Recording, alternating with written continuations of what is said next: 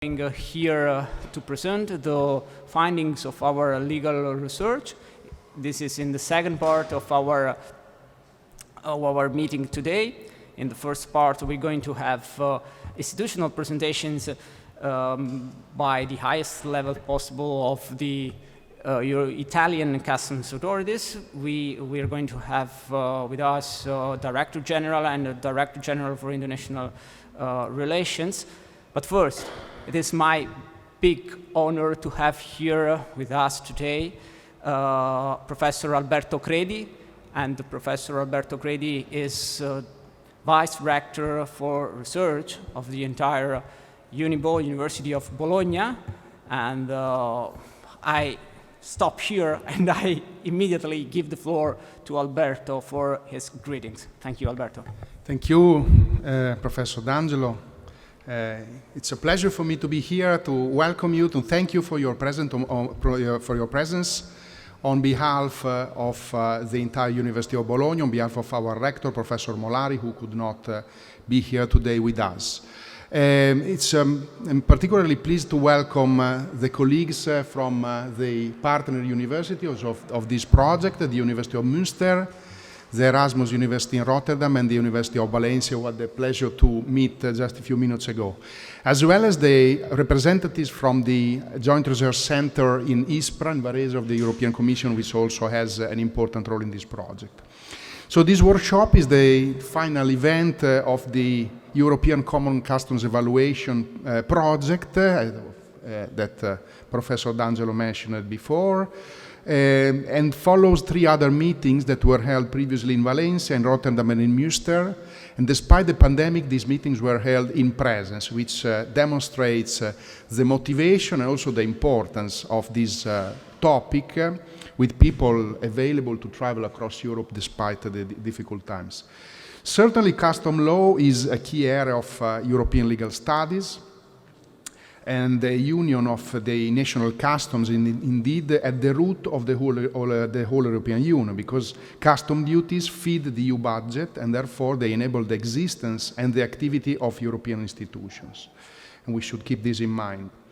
And so for this reason, raising revenues and thus preventing custom frauds is critical to the proper operation of the entire EU customs system and the European Union in general. This is particularly true in this period, in these times, first with Brexit and now more recently with the sanctions arising from the war in Ukraine. Sanctions are essentially based on international trade, and therefore their implementation is strictly dependent on the customs. So the results of the legal research of this project, which was conducted at an international level and in close connection with national authorities, which are also present here, and thank you for your participation, will greatly improve the knowledge of the scenario of EU custom, which is important for the reasons that I just emphasized. So over the years, the Department of Legal Studies of the University of Bologna has been strongly proactive in promoting teaching and research in the domains of custom law, and a prototypical example of this activity is the course unit in custom law that our university delivers at the undergraduate level in our Ravenna campus, which is a unique case in the Italian academia, appreciated also by the Italian Custom Authority. These teaching and research activities by our Department of Law are also carried out in collaboration with foreign academic and institutional actors. And for our university, these collaborative efforts are highly significant. We value them considerably. And the workshop of today, attended by high-level representatives of these national and international institutions, confirms the attention of the University of Bologna for international legal studies. Let me conclude by expressing my gratitude to the distinguished speakers of today, to the local organizers, and to all of you for your attendance, for your presence here. I have to apologize because I have to rush to another meeting in the hospital, so from customs to patients, so to say, but this is it's also an interesting part of the vice rector, job. And I wish you a very fruitful conference today, and I hope that you will also have some time to enjoy the warm hospitality of our city. Thank you very much, and buon lavoro. Thank you, thank you, Rector. Thank you for your kind words on our job here. And I would like now to invite at the desk Professor Federico Casolari. It is again an honor for us to have so high-level representative of our department. Indeed, Federico Casolari is Deputy Director of the Department of Legal Studies of the University of Bologna. Indeed, he is my Deputy Rector and the Director. And again, I immediately stop here and I give the floor to Federico for his greetings. Federico, the floor is yours. Thank you very much. Okay. Thank you very much, Gian Giacomo. Indeed, it's a pleasure for me to be here with you. Actually, I'm also part, so to say, of this project, or at least I had the opportunity to follow the initial steps of this project. So it's really a pleasure to be here with you at the end, when you are, let's say, stressing and presenting the final outcomes of this project. I would like, of course, to welcome all of you here in Bologna, in our more prestigious building of the department, which has been completely refurbished quite recently. And I would like also to congratulate on Gian Giacomo and all of you on the way in which you have organized actually this project and these activities. So if I'm not wrong, the idea was to create a cooperation research program where scholars of the academia had the opportunity to enter into a fruitful dialogue with practitioners and with national authorities. And this is exactly, the approach we are trying to develop to carry out here in Bologna when it comes to the study and the teaching of law. So the idea is to create a dialogue with the society, the Italian society of course, but also the European society and the most important actors in order to try to find together solutions, stable solutions to the problems we are facing. So this is the way in which we are trying to interpret our job, and this is the way in which we are trying to train students. Our students are asked to try to identify possible solutions to problems, also by making reference to question issues posed by practitioners, posed by the public society. So thank you very much for having created such a, let's say, strong interaction, and I think this is the best way to try to find real solutions for real world.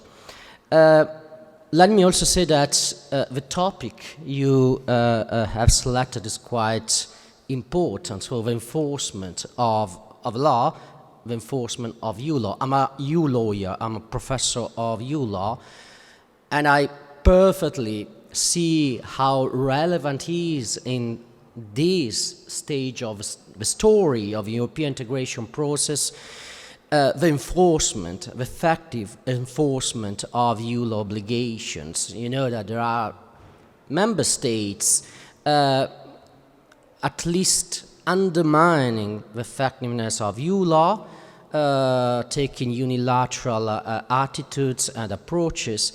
And that's why a study, a research on technicalities, on ways to ensure, I would say, a proper effectiveness to EU law becomes more critical, more timely today. And as a EU lawyer, unfortunately, I will not have the opportunity to stay with you all the day, and I will not have the opportunity to, let's say, listen to the presentations concerning the national reports. But I think, as a EU lawyer, that one of the most important principles we have to take into consideration when it comes to the enforcement of EU law is the principle of sincere cooperation, which is enshrined in Article 4.3 of the Treaty of European Union, meaning that first, member states have to adopt all measures in order to make sure that EU objectives will be fulfilled, and they have to refrain themselves from acting when the possible action could jeopardize the effectiveness of EU law. So first, the principle of sincere cooperation is understood as a principle governing the way in which member states, as the executive power of EU legal system, have to implement EU law. But at the same time, and this is due to an innovation introduced by the Lisbon Treaty, loyalty, the sincere cooperation, is also relevant when it comes to the EU action. If you look at the first sentence of Article 4, paragraph 3, this article says that the Union and the Member States, in full mutual respect, shall cooperate in order to fulfill the tasks flowing from the treaties. So there is an idea of a mutual loyalty that should inform the action of all the actors at EU level in a multi-level dimension. I think this is the key still today to properly understand how the cooperation between member states and the EU institutions should look like, and to properly understand how to make sure that EU law will be effective without, let's say, undermining the essential structures of member states. So thank you again for having selected this topic, which is timely and crucial, and I wish you a very fruitful discussion. I will stay with you for some times, and then I will have to go. And please try also to enjoy Bologna, which is a very, let's say, friendly city, and try to enjoy also this very nice summer of this month of October. Thank you very much, and have a good job.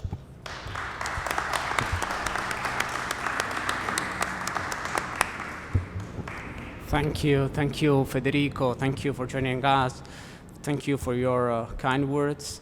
I appreciated the reference, the precise reference to the legal rules, very important to the EU law.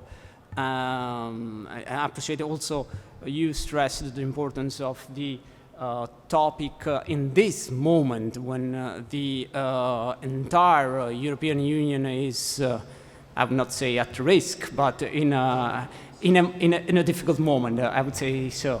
And in this way, we do have the honor to have also, but I would like to project there, because I see her. We have the big honor to have here Petra Petan from the cabinet of Commissioner Paolo Gentiloni. Okay, now we see Petra. So Petra, switch on your mic. Are you on? Can you hear me? Yes, we hear you. Not definitely, but okay. Petra, now Petra, we see you. We see and listen to Commissioner Paolo Gentiloni. Good morning, everyone. So I hope it works. Missed a few of the introductory speeches already, so I hope I will not repeat too much of what has already been said. Do you hear me well? Yes, we hear you very well. Okay, great. So I will just give a brief introduction. I'm very pleased that I can greet you all today on behalf of Commissioner Gentiloni. As you probably know, in his very broad portfolio, customs is also one of his responsibilities. So when we inherited this portfolio, as cabinet members from the previous commissioner, Moscovici, we were told that customs requires half a member of cabinet to deal with. And today it is 3 of us working on customs. So I think this shows this renewed interest in this very important topic. That is one of the earliest achievements of the EU integration and a cornerstone of the single market. It is really something that we have seen from the beginning of our mandate, exactly 3 years ago, how this interest has grown. We were told that it was notoriously difficult to raise any kind of political interest around customs. And now, a few days ago, in ECOFIN, so the Council of Economic and Financial Ministers, ministers were discussing for about 1 hour customs, fiscal and non-fiscal role of customs. So to garner that much interest at the highest political level is quite an achievement in itself. So as you probably have already mentioned, we have seen through I think this is the reason for this renewed interest, that we have been confronted with so many crises, from Brexit to COVID, and now the war in Ukraine, the aggression in Ukraine, that customs have been put on the forefront. They have been put on the forefront to protect our citizens, our single market, our values. So here we are talking not just about financial controls and the collection of customs duties that are the basic premise of customs, but their non-fiscal role has grown also considerably in these recent years. So now we rely on customs to implement also and uphold our values at the EU level. So for example, when we pass any kind of new legislative proposal, there is a provision for customs to implement it. And we are seeing this in so many areas, from fluorinated gases, so all of our policies that are there to implement the Green Deal, to now we recently adopted a proposal on a ban on forced labor, where again customs is there, that it has to catch, let's say, these products that were made by forced labor at the border, which is not always easy. So all of this growing pressure, growing responsibility for customs has really been taking up resources. So now we are trying to think, because the list of tasks they have to do has been growing, but on the other hand, their governance structure and their setup has been largely unchanged since customs were implemented at the EU level. And we also see, of course, a clear risk of financial risk, so that we are talking about undervaluation, we are talking about customs shopping, customs gap, which is exacerbated by the rise in e-commerce and the number of small consignments that we have been receiving. So the trade is moving away from this, let's say, container-based shipping coming from the sea, where customs controls can open one container and have a look at what is inside, to millions of the small consignments coming from China and elsewhere, which has been adding this pressure on customs. So we have kind of seen that customs have reached in its current capacity, have reached some kind of an operational limit, and that we have to help them to remain fit for purpose in today's year. So this is why the President von der Leyen of the European Commission, when she started her mandate, she said that we have to take customs to the next level. And since the beginning of Commissioner Gentiloni's mandate, we have started doing some reforms. First, we have passed customs action plan and the single window environment for customs. These were the first 2 deliverables that we did at the beginning of this mandate. But now we realize that there is a reason for a more fundamental structural reform. So this is what we are doing now. And actually, in exactly 2 months, on the 7th of December of this year, we are planning to pass a customs reform package that would be a structural proposal for change on how to equip customs. It rests on 3 pillars. One is the revision of Union Customs Code. The second is the creation of a common data space. And the third is the creation of a central authority, whether an agency or something similar. We are currently working on the impact assessment. All of these 3 elements have to come together because they mutually reinforce each other. And this is something we will be insisting on vis-à-vis Council also in the future negotiations. On this reform, it is really about better harnessing of data, better risk management, more targeted controls, which is what we need in this era of small consignments and e-commerce. It is about implementing one external border, because what we see today, we have 27 individual borders with some weak links along the value chain, and we are as strong as our weakest link, as we like to say. So now the idea is that with this more centralized authority, we could strengthen this external border to truly act as one. So to prevent customs shopping, prevent bad operators from exploiting our weakest link. So this will be at the core of our reform. Of course, it has fiscal and non-fiscal part. Financial resources, very important as always, in particular in these times where we are implementing this recovery and resilience facility. We are of need of new own resources.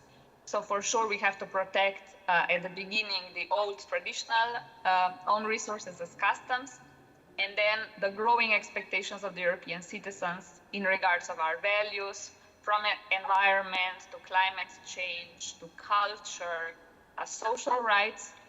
So all of these things are resting on our customs, and we have to help them to stay fit into this context, to help us better protect our external borders. And that is why we will be working for over the next 2 months very, very closely. At the moment, we are working on impact assessment to really have a case that is solid and that holds before we present it. I would just like to take this opportunity to stress the role of external expertise that we draw on when we elaborate our proposals. This particular reform has been the product of a very long process of external consultations, starting with this foresight report with many stakeholders from trade associations, consumer organizations, academia, customs administrations of member states, and academia today very important. We are always happy to stay in dialogue and in touch to draw on your very rigorous scientific analysis, because only in that way we can make our policies really waterproof and really tight, and this is the way to go. So I'm sure we will stay in touch more as we are gearing up to this reform and further. And I wish you a very good discussion today. Thank you for inviting, and have a good conference.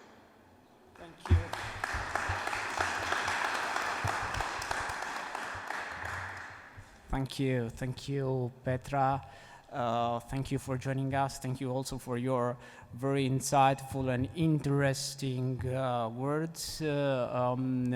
We got lots of information about the major overall the European Commission is trying to introduce for the European customs, and of course we are aware this overall is not easy to accomplish, and of course we are delighted you mentioned also academia as stakeholders connected to the interested in this project of the overall of reshuffling of the customs rules, European Union customs rule. Now we should have the, okay, I don't see it. We should have the intervention from, we should have, okay, the Director General of the uh, Italian Customs Authority is going to experience some troubles with the connection. He's not here. He's going to connect with us and address us with by remote. So I would ask to Franco Letrari to take the floor and to present, to take the seat. Just This place? no, this place. Oh, this place. Okay. This place. Let me, please. Franco Letrari. It is a very big honor for us to have him here, because Franco Letrari is has just been appointed as director for the international relations of the entire customs, Italian Customs Authority. He is ad interim also regional director of the Emilia-Romagna and Marche. And so he is one of the highest representative of the Italian Customs Authority. And is it possible to present the slides?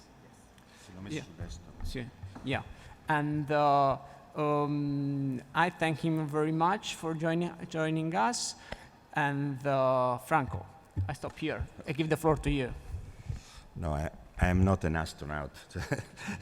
So thank you very much. It's a honor for me to be here. I'm quite nervous because I'm surrounded about a lot of experts more than me, and we are connected with Brussels. So again, thank you very much to give me the floor. I can't start without saying hello on my left side, my old friend Wolfgang. Maybe it's a couple of years ago that how much? It means that we are quite old.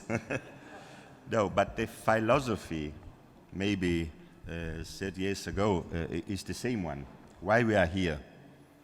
I'm here to bring a small and a short report, but mainly what I understand, there is a need of cooperation between the university, between the customs. Maybe sometimes it's not always so easy to get the proper information, no? to study a case. But what we have done 30 years ago, maybe it's the same goal what we need to do today. I think so. So again, thank you very much that I can be here. From 3 days at the International Affairs, and I hope to be able to do properly my job. As usually, a short PowerPoint, and then of course I'm very curious to understand the result of your study. We need of course more understand more what is doing my friend in. Let me see. I work for the International Affairs, so let me see and speak about customs A, B, and C, and not to use the name of the customs service, because I want have diplomatical problems. You know? So we need to cooperate. Of course, we need to cooperate. If the goods enter in the port A, this port need to cooperate with the customs office. Let me say, inside in Europe. It's a particular difficult moment now, really a difficult moment now, because the international situation is difficult. So if I need to start with the PowerPoint, you help me, or I do it without PC.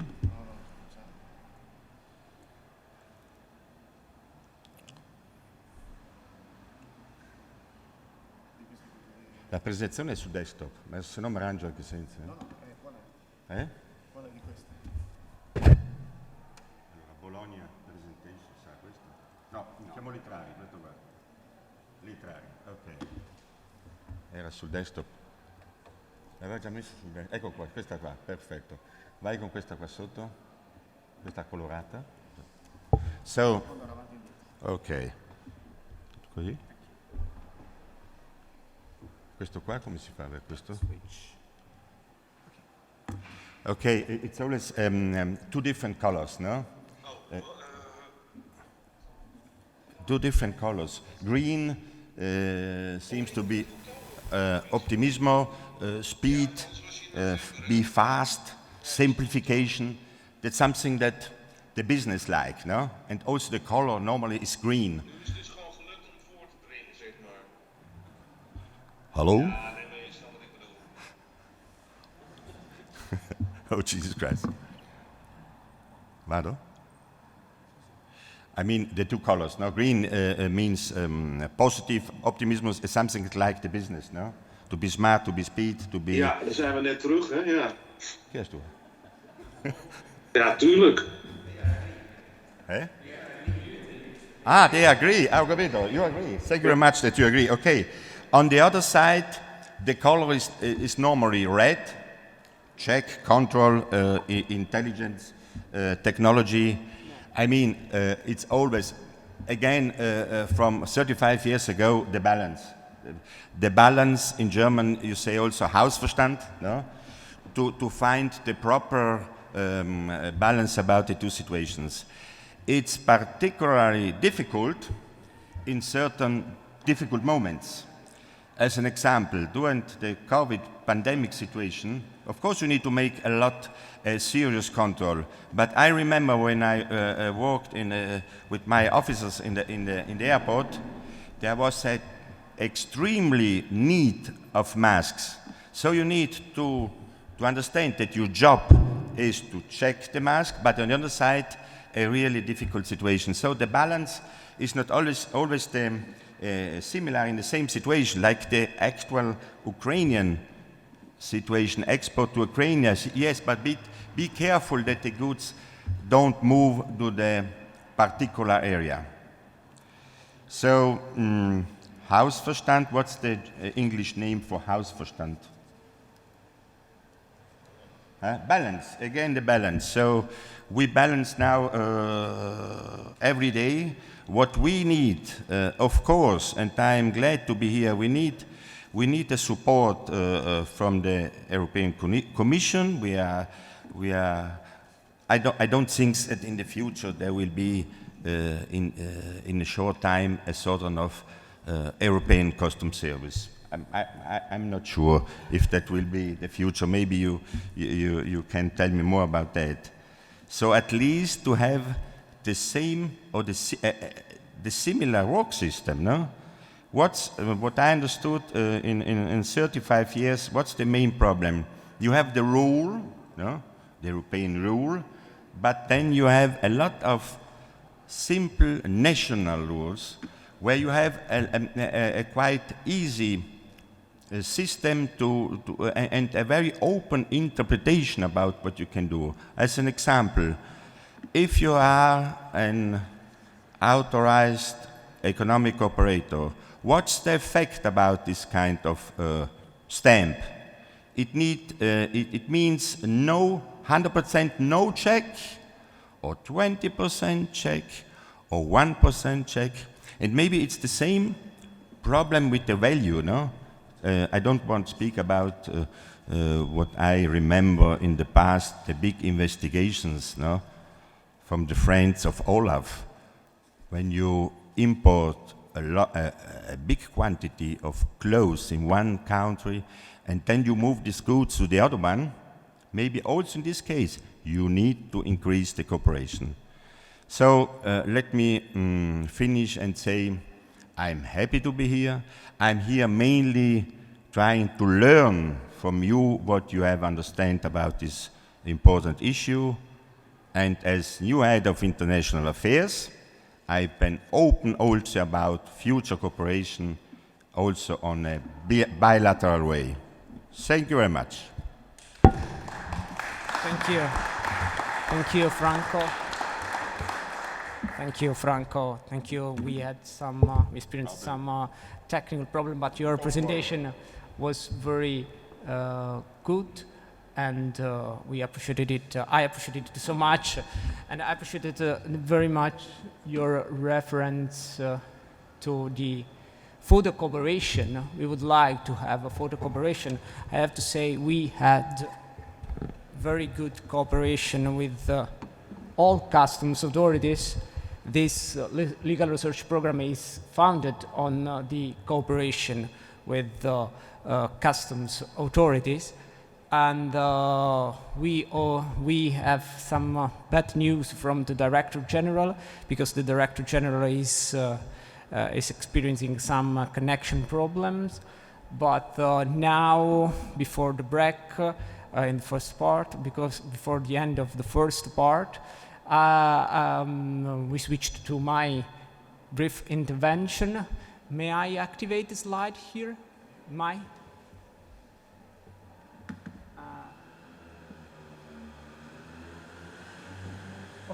Okay, these are mine slides. So as to create a little bit of suspense for the second part of our meeting today, when we are going to hear the findings and so the concrete results of our legal research, I just would like here to give you some ideas and an overview of the activities of our legal research program. We all started in spring 2021. Michelle, do you remember? Santiago, do you remember when 4 universitarian professors in customs law, so to say, pulled together with the purpose to investigate a hot topic, the customs evaluation, with some ideas, baseline ideas, and we tried to we applied for funding in a program, Hercule 3 program. We got the funding, and so we started our research with this main underlying ideas. I sketched out here the main ideas. Investigate the main idea, investigate the law in action and not just law in the book, because we all were aware of the gap between the law in action and law in book, namely in customs law, namely in European customs law. We all know the European customs law is European, unique, but the administrations are national. So we would like to investigate the concrete implementation of the European Union customs law. And we were aware of the importance to get a close contact with the national customs authorities. And so thanks also, I approached also Franco Letrari. Franco, do you remember? Do you remember this, when I approached the Italian customs authorities asking for cooperation in this legal research? And we were aware also of the importance of close monitoring of the ECJ case law. Some very important judgments loomed in spring 2021, Commission versus UK, folks, and so on. And the other idea was to meet regularly for discussing in person, as we did and as we are doing today, to meet personally also with customs authorities, with OLAF, with TAXUD, with other European institutions. The first concrete step was the drafting of a questionnaire, a common questionnaire. We worked a lot on this questionnaire as a guidance for the entire legal research. We finalized this legal research and this questionnaire, and then we started. What are the 3 main pillars of our legal research? The first is the survey of the literature on customs law, on customs controls, because we are scholars, of course. The base is the survey of the literature of customs law and customs controls, on customs law on customs controls.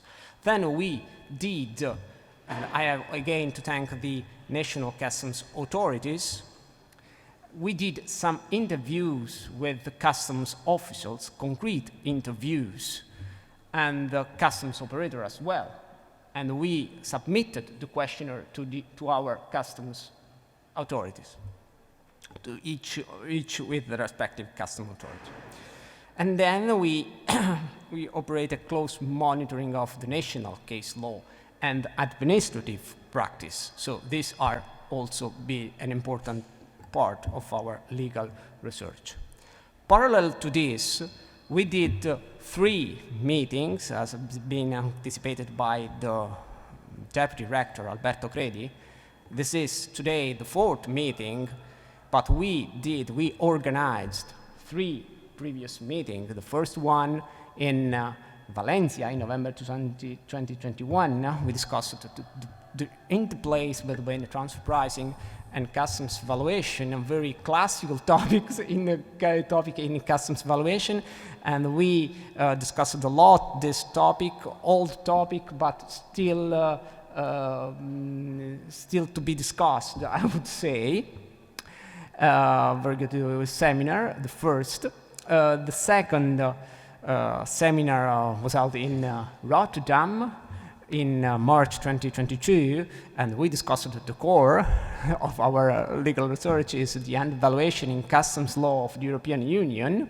Very positive, very successful meeting, and we got lots of positive feedbacks from this meeting.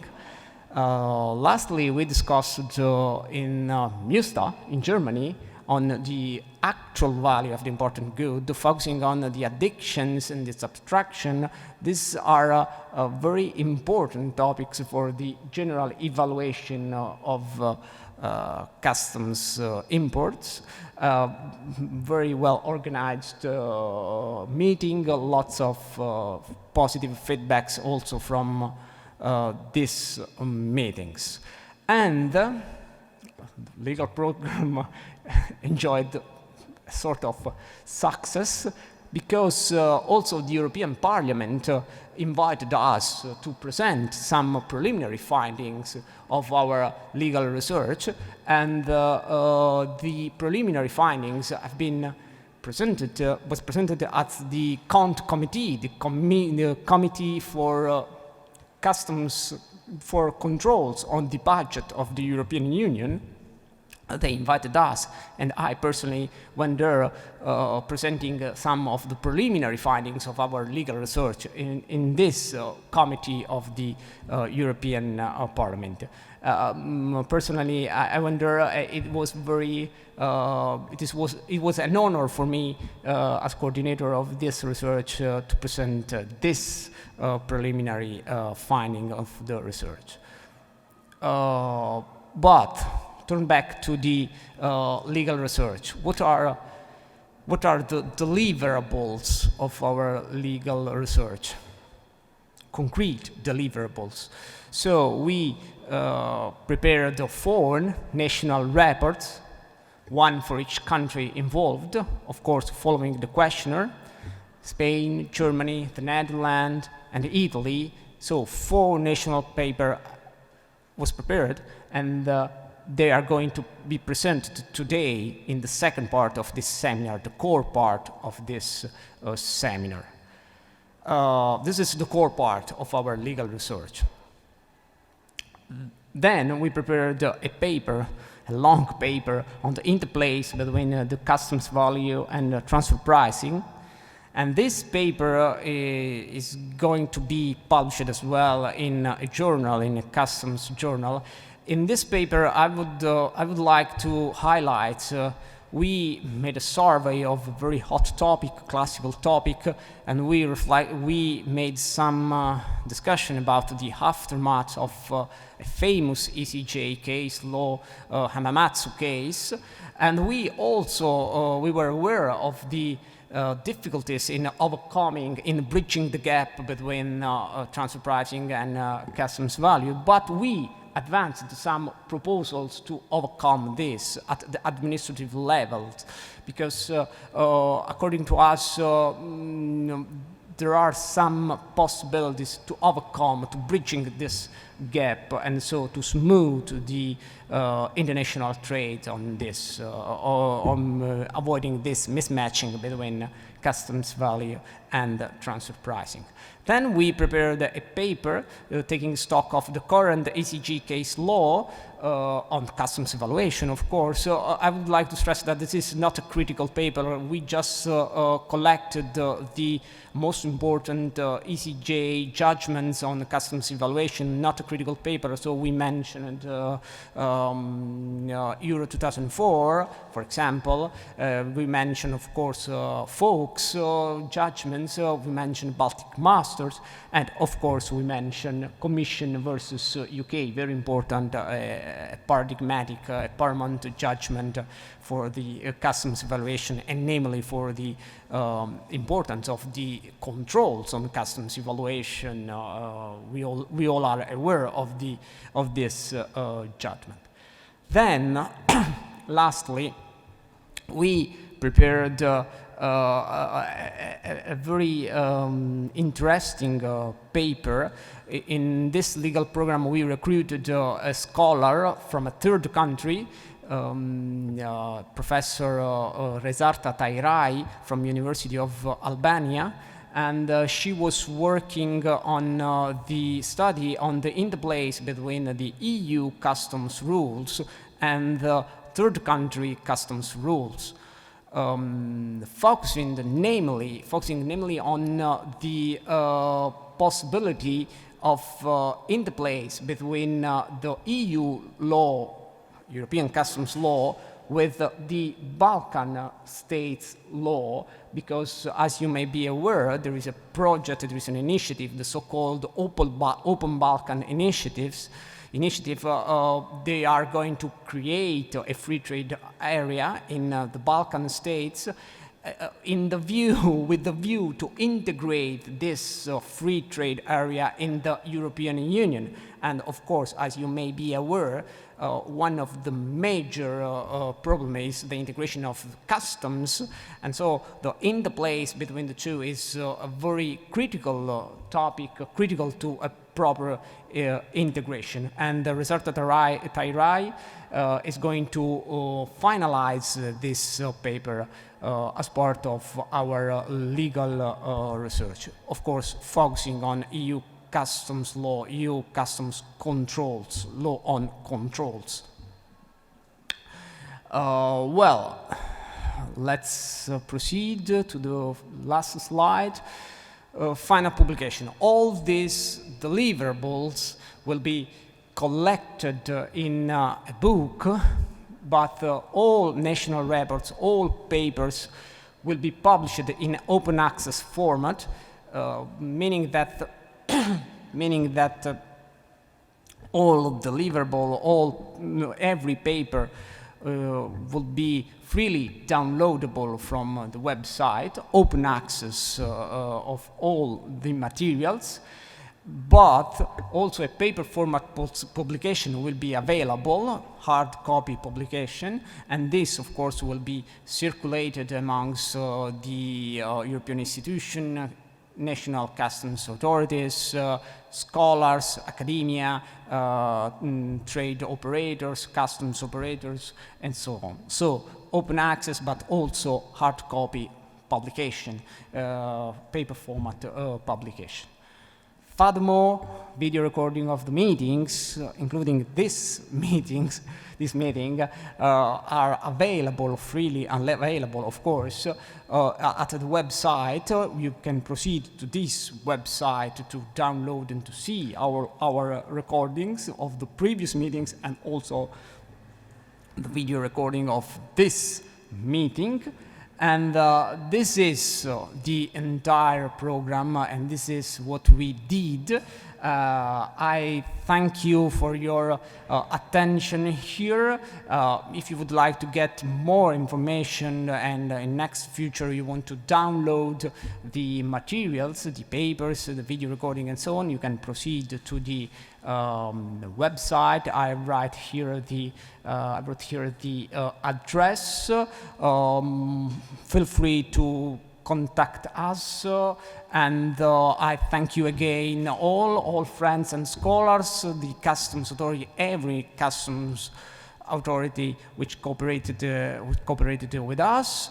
And I think we do not have any news from the Director General, so I will stop here the first part of our meeting today, so as to have a break, 30 minutes break more or less, and then we restart with the second part, the core part of our program, when we are going to present the national report by the national rapporteurs. I would like to thank all of you, enjoy the break, and see you in 30 minutes. Thank you.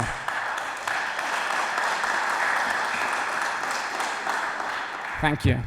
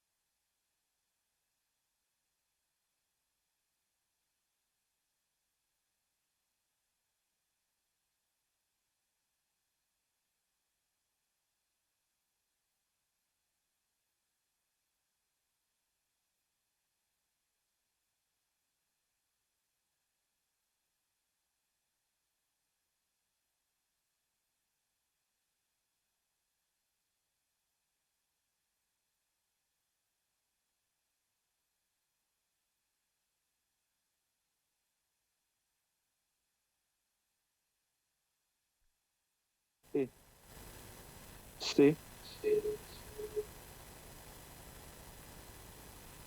sì.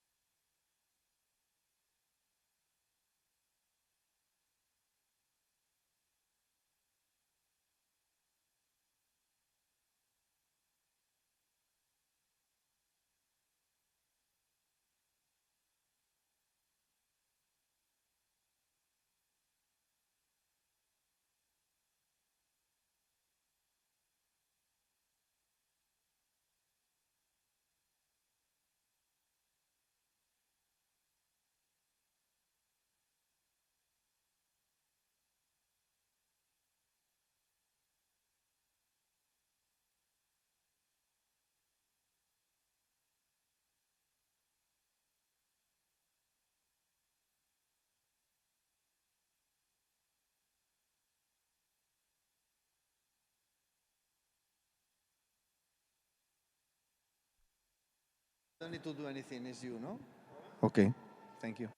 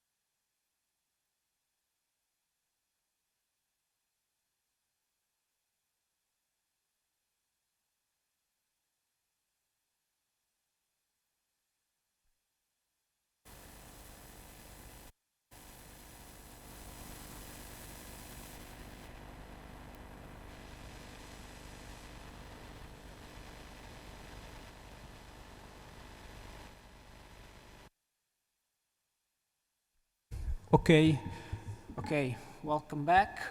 And let's start eventually with the core part of our meeting. We are going to present the national reports, and we start with the Spanish national report. Each national report has been drafted by a national rapporteur. In the case of Spain, the national rapporteur is Jorge Ibáñez Milla, not the person next to me, because each national rapporteur acted under the supervision of a knowledge customs law scholar, and in this case the supervisor acted as a supervisor, Professor Santiago Ibáñez Marcilla de la Universidad de Valencia, from University of Valencia. And I thank them, Professor Santiago Ibáñez Marcilla and Professor Jorge Milla, because they worked hard. All rapporteur and all professors worked hard. And I stop here, and I just give the floor to Santiago, and then I invite Jorge to come to join us for his presentation of his national report on the Spanish experience. Please, Santiago, the floor is yours. Thank you, Gian Giacomo, and thank you the University of Bologna for having us here in this wonderful building. I was saying that certainly you don't get this kind of things at IKEA, so it's quite a special environment for a conference, the closure of our research project. Okay, when we started the project, one of the first things we prepared was a questionnaire, what we would like to find out as a result of research in order to offer those results to Olaf, with the mindset that we should be useful. We should provide input that could be actionable, that could provide guidance on how member states are operating, and the differences between member states, and also best experiences. What were the weaknesses and what were the strong points of the different customs administrations. As Gian Giacomo said, in our case it was Spanish customs, and the report was prepared by Jorge, who is joining me now. Okay, Jorge was a liaison with Spanish customs authorities. Jorge had the relationship with them, and to make sure that as much as possible we could collect data from the views from the information of Spanish customs. Of course, we want also to thank the cooperation that we got and the time they devoted to this project from the national authorities, in this case the Spanish authorities, but also in the case of Germany, of the Netherlands, and also Italy. Okay, because Jorge was the person that interacted with the Spanish customs, he will make most of the presentation. I will only make a brief introductory remarks. This is the structure of a report. First, there is a point on introduction and methodology, how the research was conducted. Then, what is, because this is one of the differences between member states, the customs as a body, as an administrative body, how it is located in the framework of the public administration in each member state. For example, in the case of Spain, it is peculiar because customs is within the tax administration. It is a branch within the tax administration. This is relevant because it means that in Spain, customs will use the IT systems of the Spanish tax administration, which is, I have to say, is excellent. The Spanish tax administration IT is really excellent. And because they are within the tax administration, they can use those tools. And for example, it's very useful for them also. They can access tax data, not just customs data, but they can actually access more generally tax data, which is relevant also to get a picture of signals of compliance, because you get the full picture of compliance not only with customs but with the full tax obligations. Then we will cover risk analysis, custom controls and tools, the answers we got on that from Spanish customs, how they perform adjustments, because on the price actually paid or payable, in order to determine the transaction value or the different methods of customs valuation, you need to perform adjustments. Then how they relate to other branches within the tax administration in Spain, and also with other authorities responsible of implementing border controls, and also the interaction with OLAF. We have here representatives from OLAF, how they interact also with OLAF.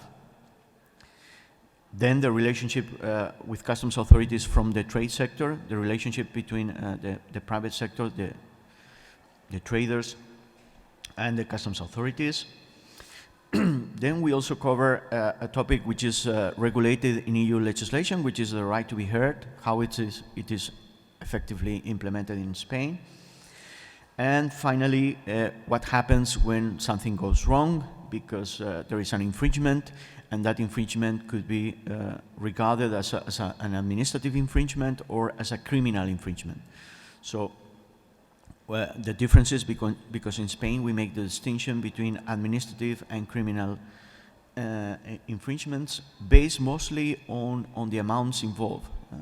It will be the amounts involved that will decide whether it is an administrative affair or if it's a criminal one. And it has a lot of legal implications. Who is the authority who decides in the framework of an administrative procedure or in the framework of a court case, and so on. So it will have a lot of implications. So regarding the introduction and methodology,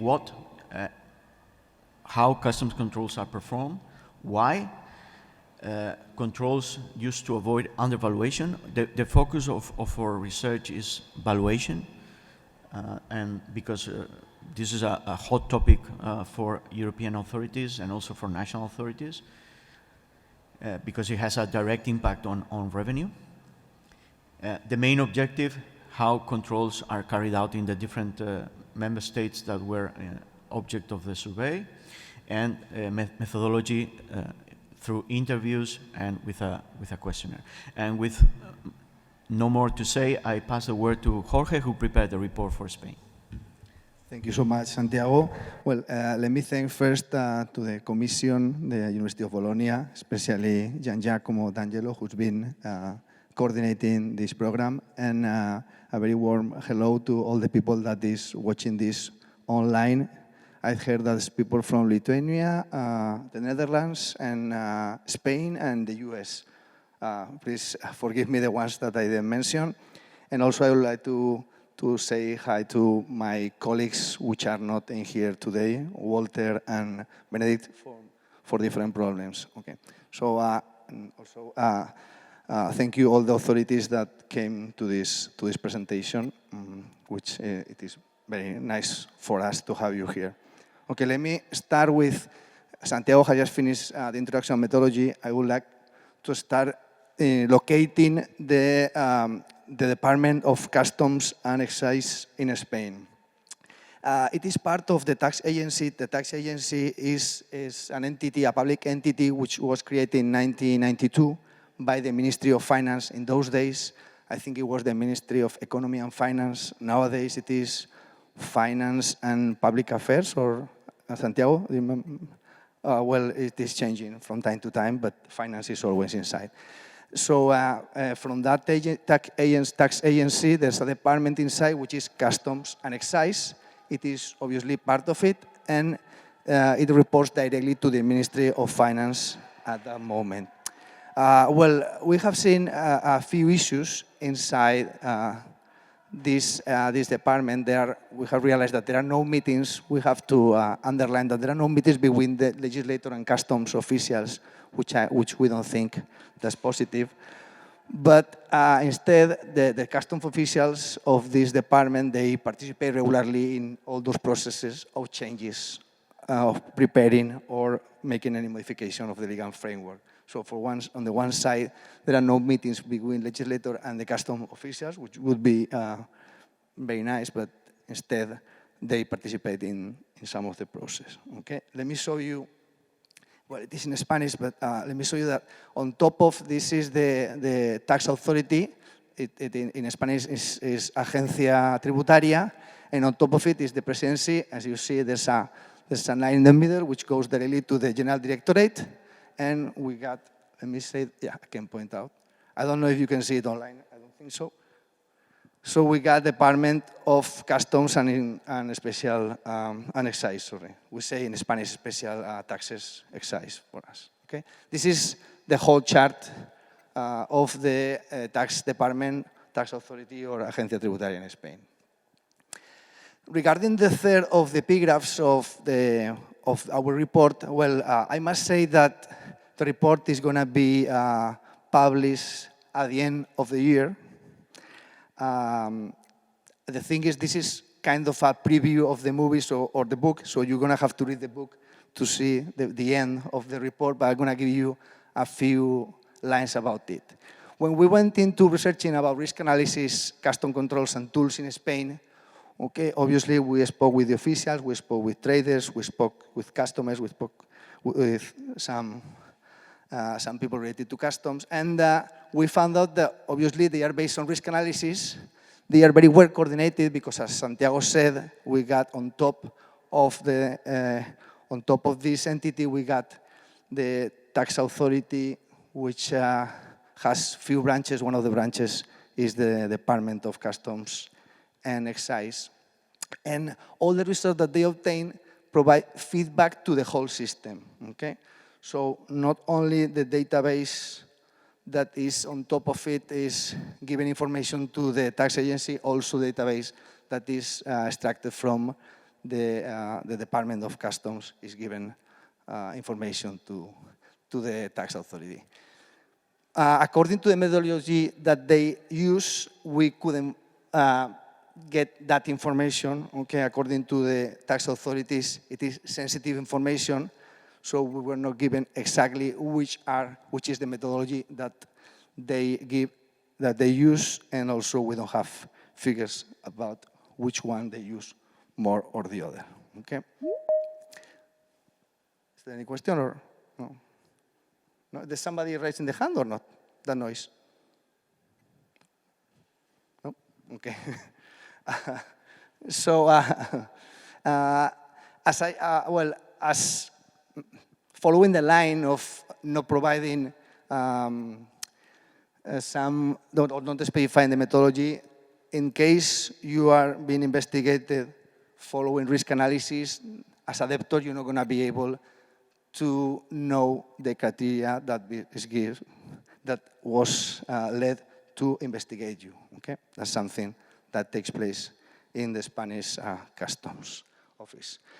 And finally, about risk analysis, we must say that the tax agency or Agencia Tributaria, those are the letters for Agencia Tributaria, is AEAT, uses this statistical tool for risk analysis and to support also the value adjustment decisions. Okay, so obviously risk analysis is an important tool for the tax department, but at the moment they haven't shared with us the methodology they use.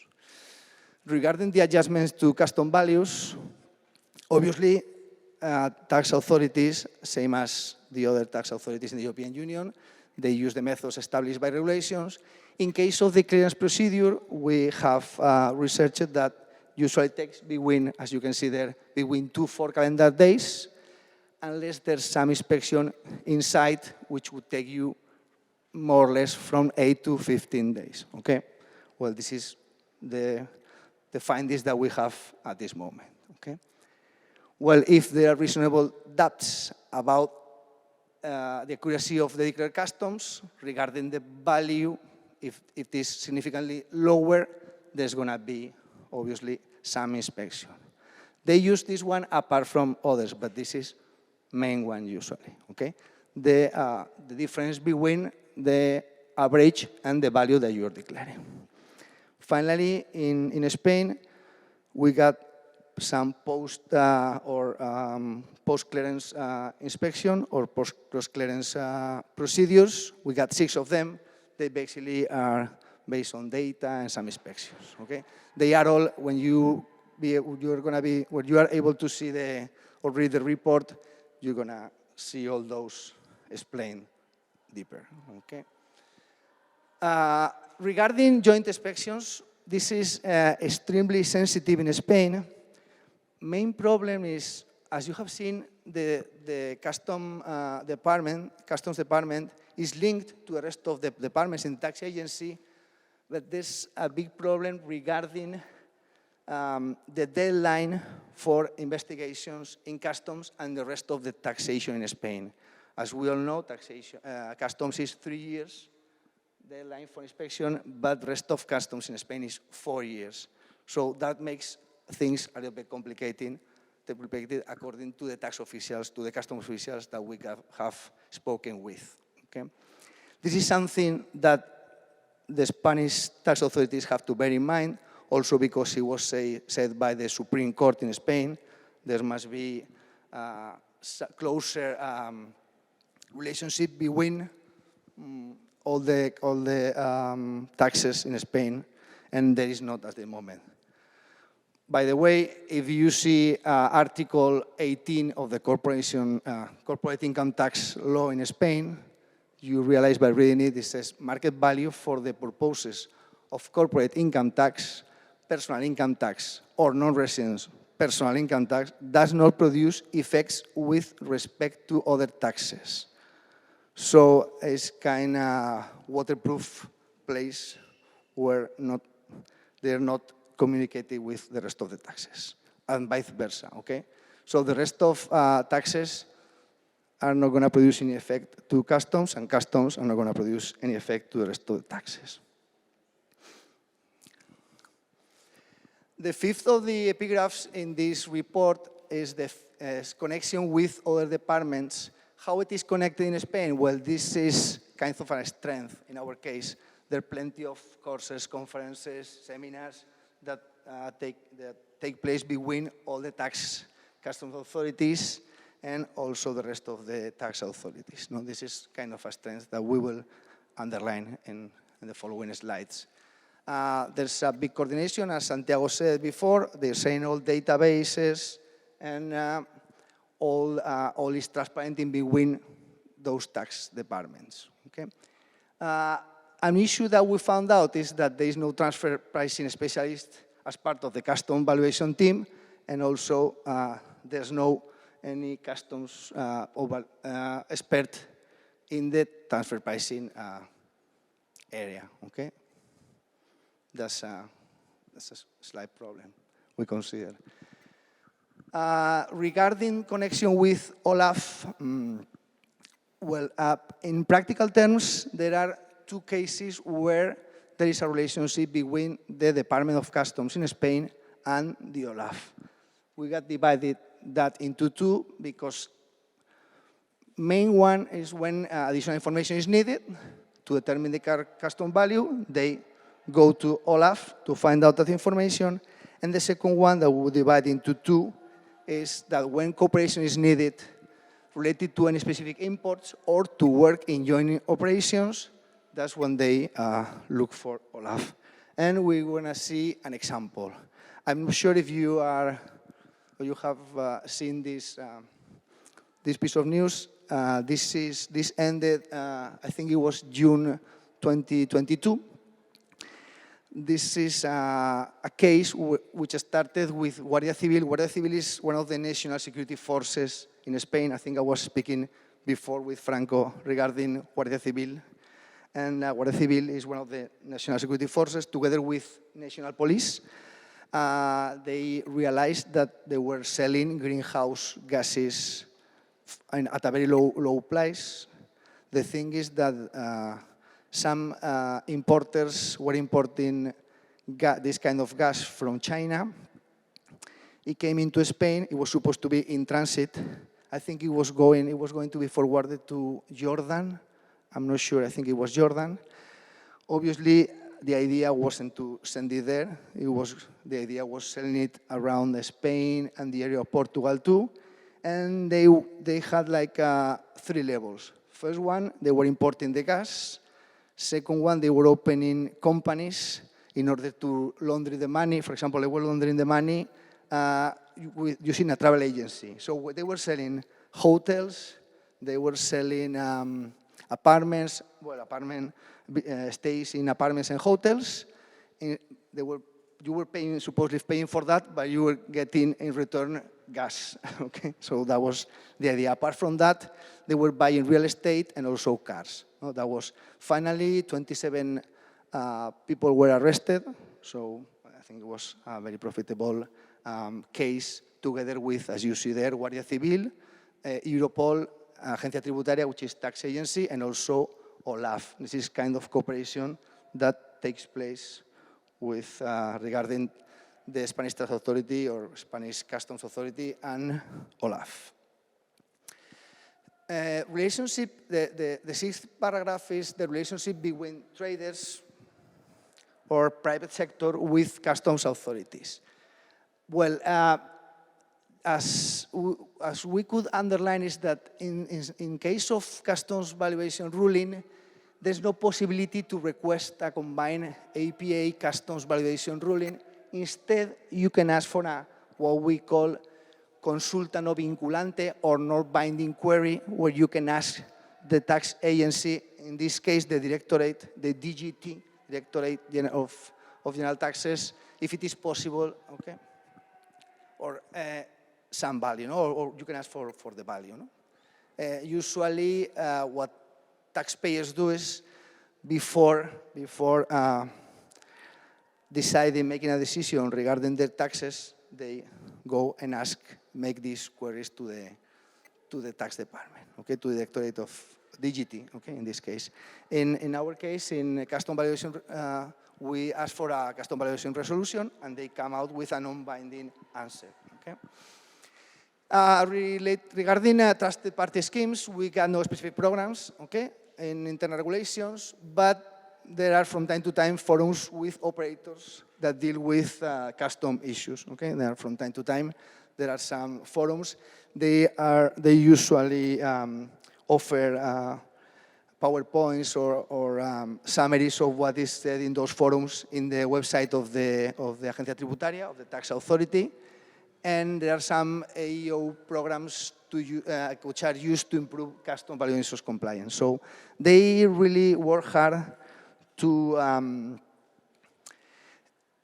show the private sector, which is, let's say, the direction where they come to. They don't share so much information.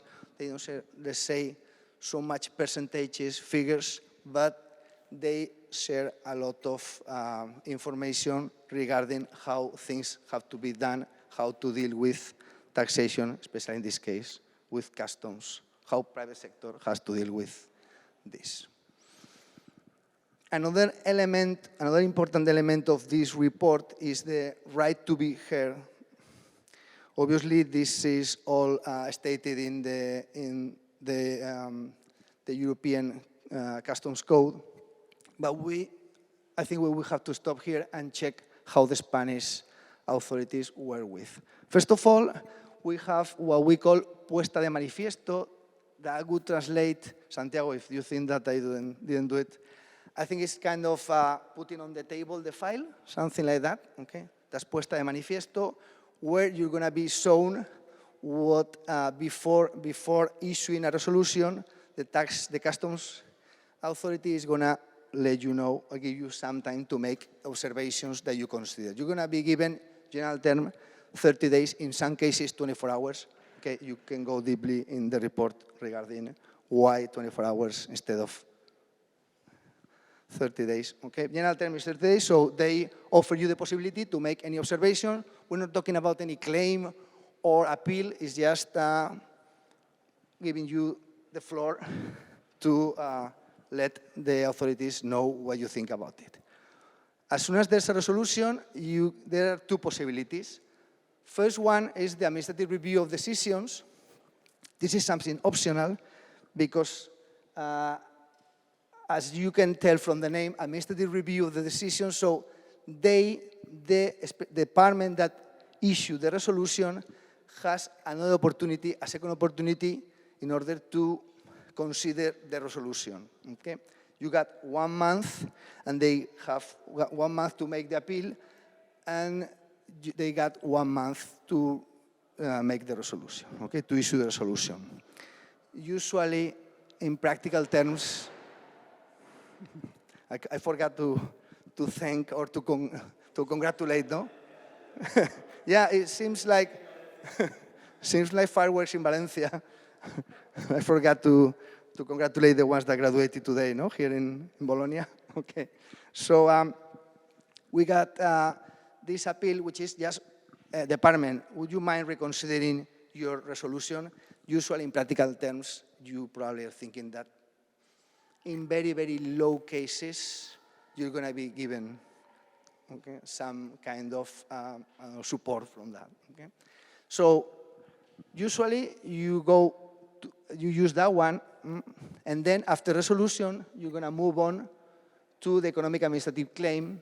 This is a claim which is mandatory. This is important because if you don't use this claim, you're not going to be able to go before the law court, okay? So this is quite important. You got 1 month after resolution of the first appeal, or you got 1 month since the very first resolution. They have 1 year to come out with the resolution. And in case that you are not given what you were expecting, you can go in front of or before the law court, which the continuous administrative appeal. Okay? In some cases, there's another claim, which is the extraordinary claim in case some new issues could appear that change in any way some of,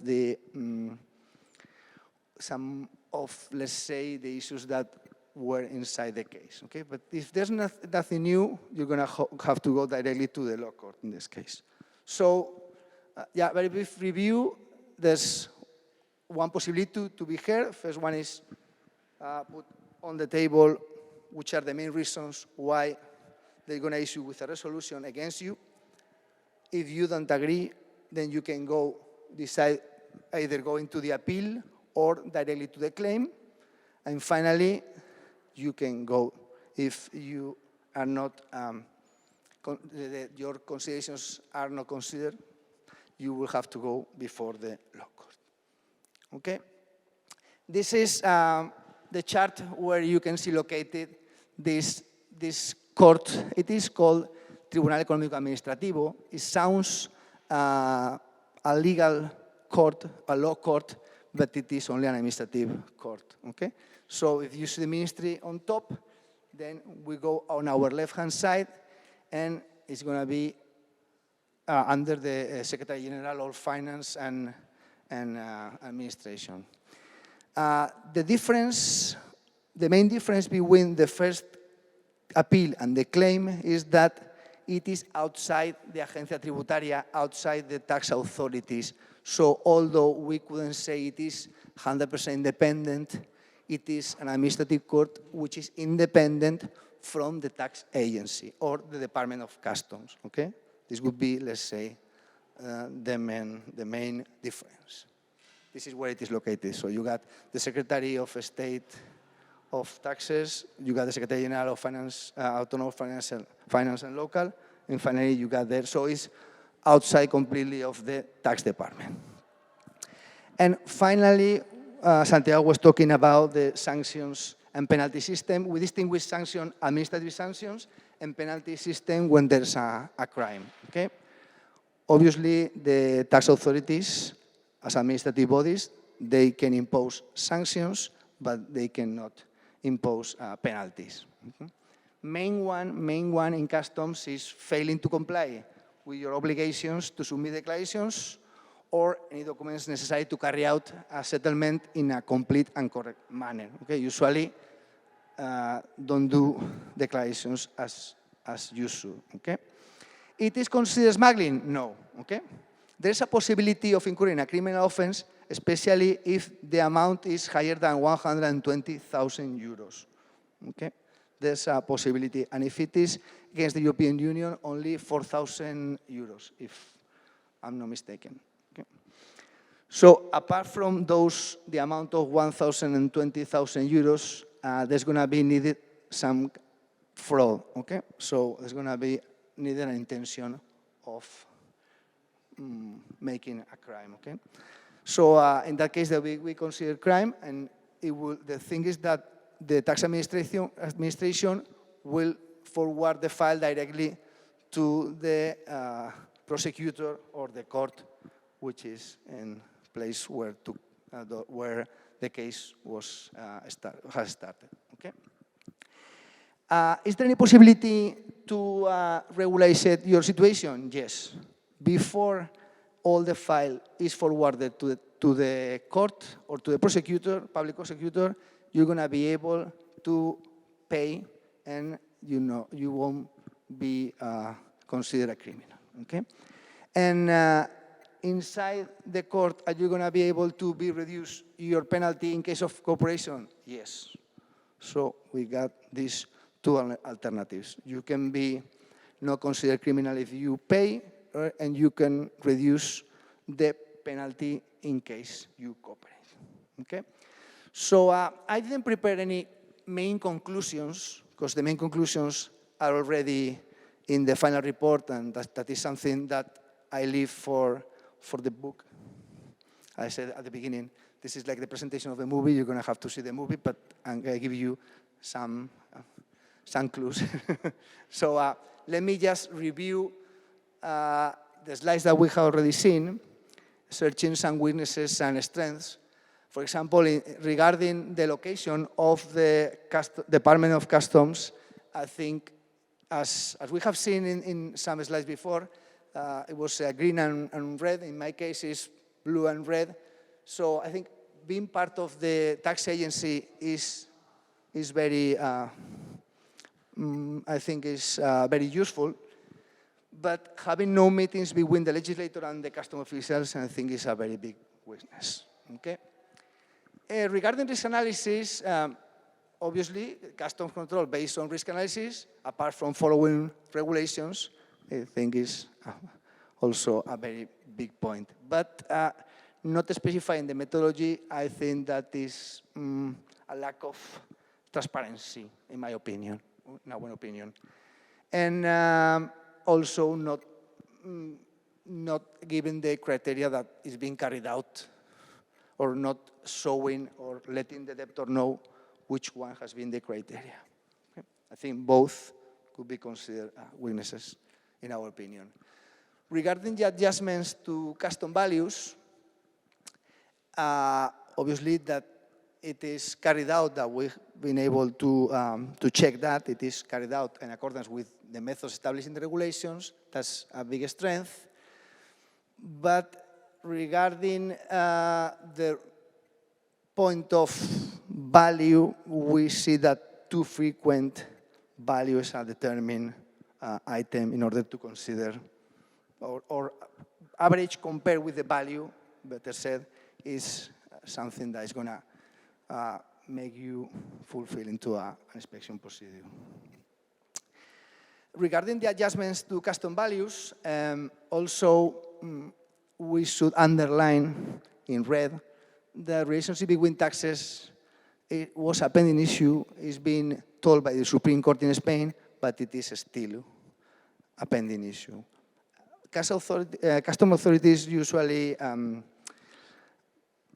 excuse themselves by this different time frame between 3 and 4 years. We don't consider that that is such an important issue. Finally, connection with other departments, I think they do a very big job, great job between tax authorities, because all are linked, all departments are linked to the tax agency itself, so that is a strength. And regarding weaknesses in this point, we consider that a tax transfer pricing specialist should be part of the custom control valuation team, and vice versa. Any customs control valuation specialists should be in the transfer pricing team. Okay, that is something that I think that we saw in the very first of the seminars that we had in Valencia. And same regarding the valuation ruling, you can obtain a custom valuation resolution, but it is a non-binding query instead of combined APA custom valuation ruling. In our opinion, we got a big strength in the right to be heard. I think that it fulfills all the requirements of the EU law, international law, and I think it's very well designed in case of Spain, where you got the possibility to check the file. Then you got two different appeals, administrative appeals. You can use both of them or only one. Even you got an extraordinary claim just in case there are new findings in your case. And finally, you can go from that point to the law courts. So I think it's quite complete. And a couple of points that we also took into account when we produced this questionnaire for the tax authorities. At the very end, we were asking if there was a possibility of reducing the penalties in case that the detainers would be asked for giving some cooperation.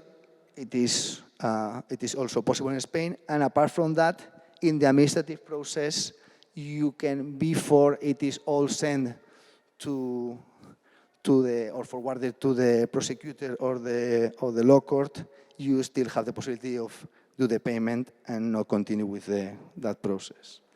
And that's all for me. If you have any questions, please. Anyone at home? Anyone here?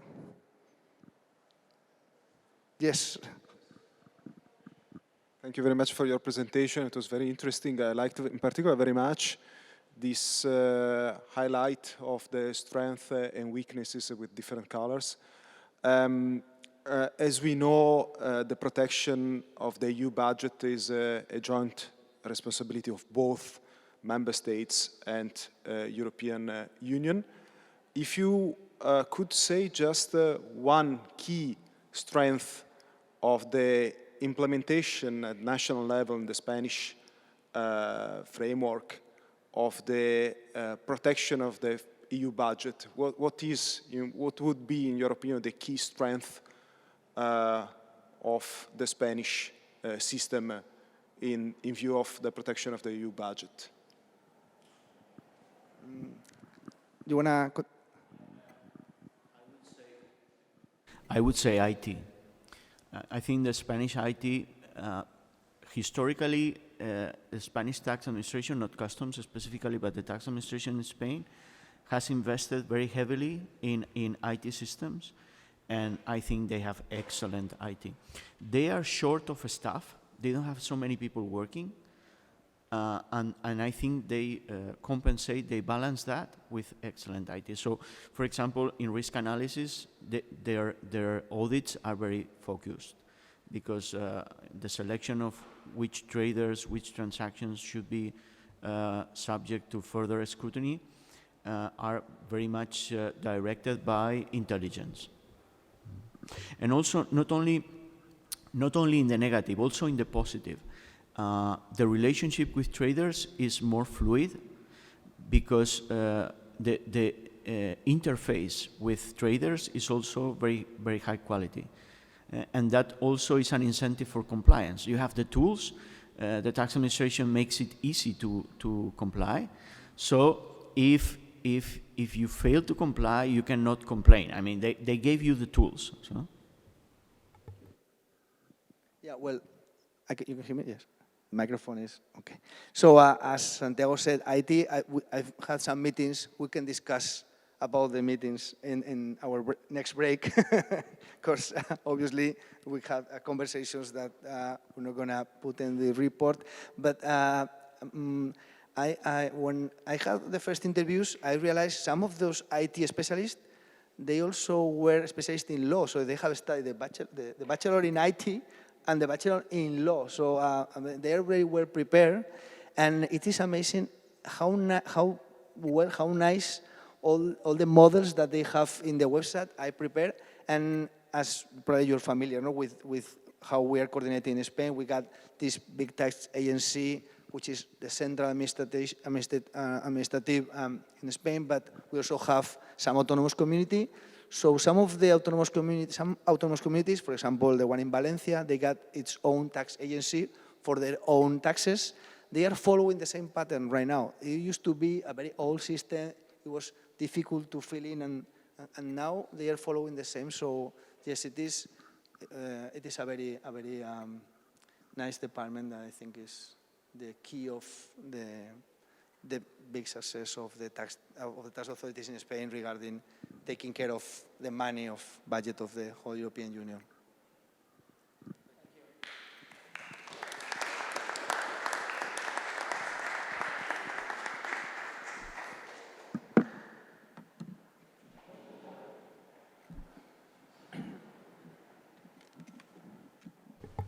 Thank you, of course, Santiago and Jorge, for this very insightful presentation. I really appreciate it because it is a complete, thorough presentation, and as Diego said, the different colors for strength and weakness of the Spanish experience, so to say, it has been very appreciated by me because we are here to focus on these aspects.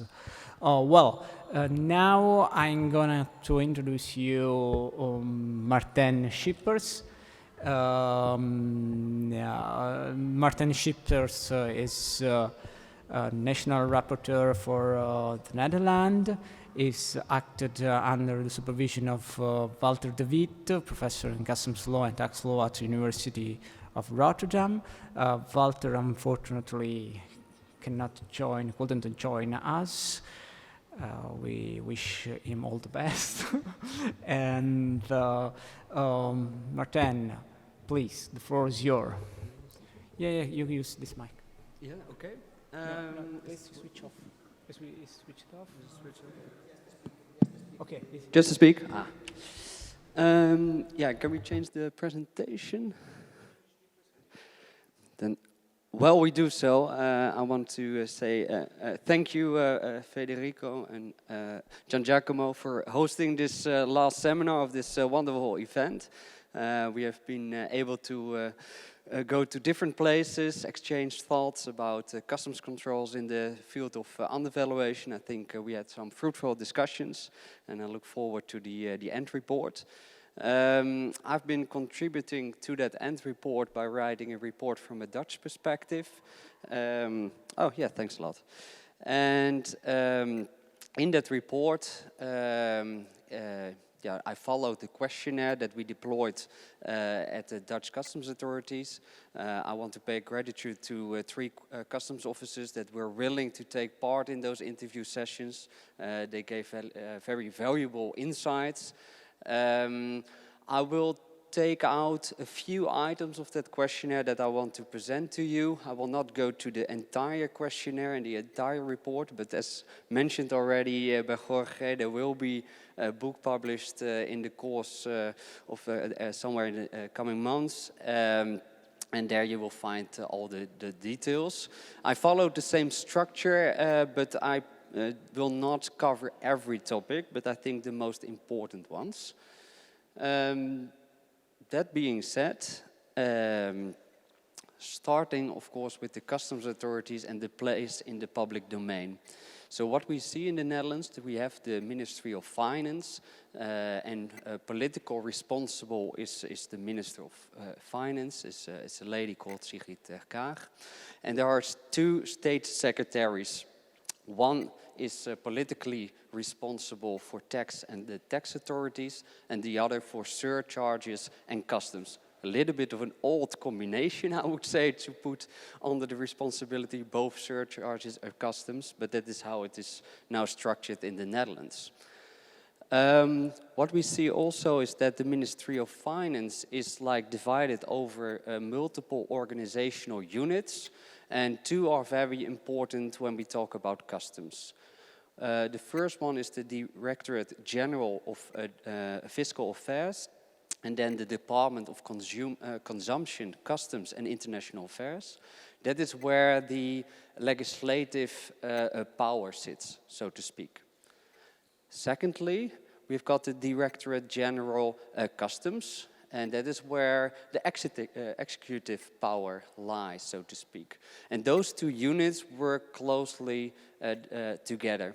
They are also working together if, for instance, the Netherlands is like represented at the WCO or the EU.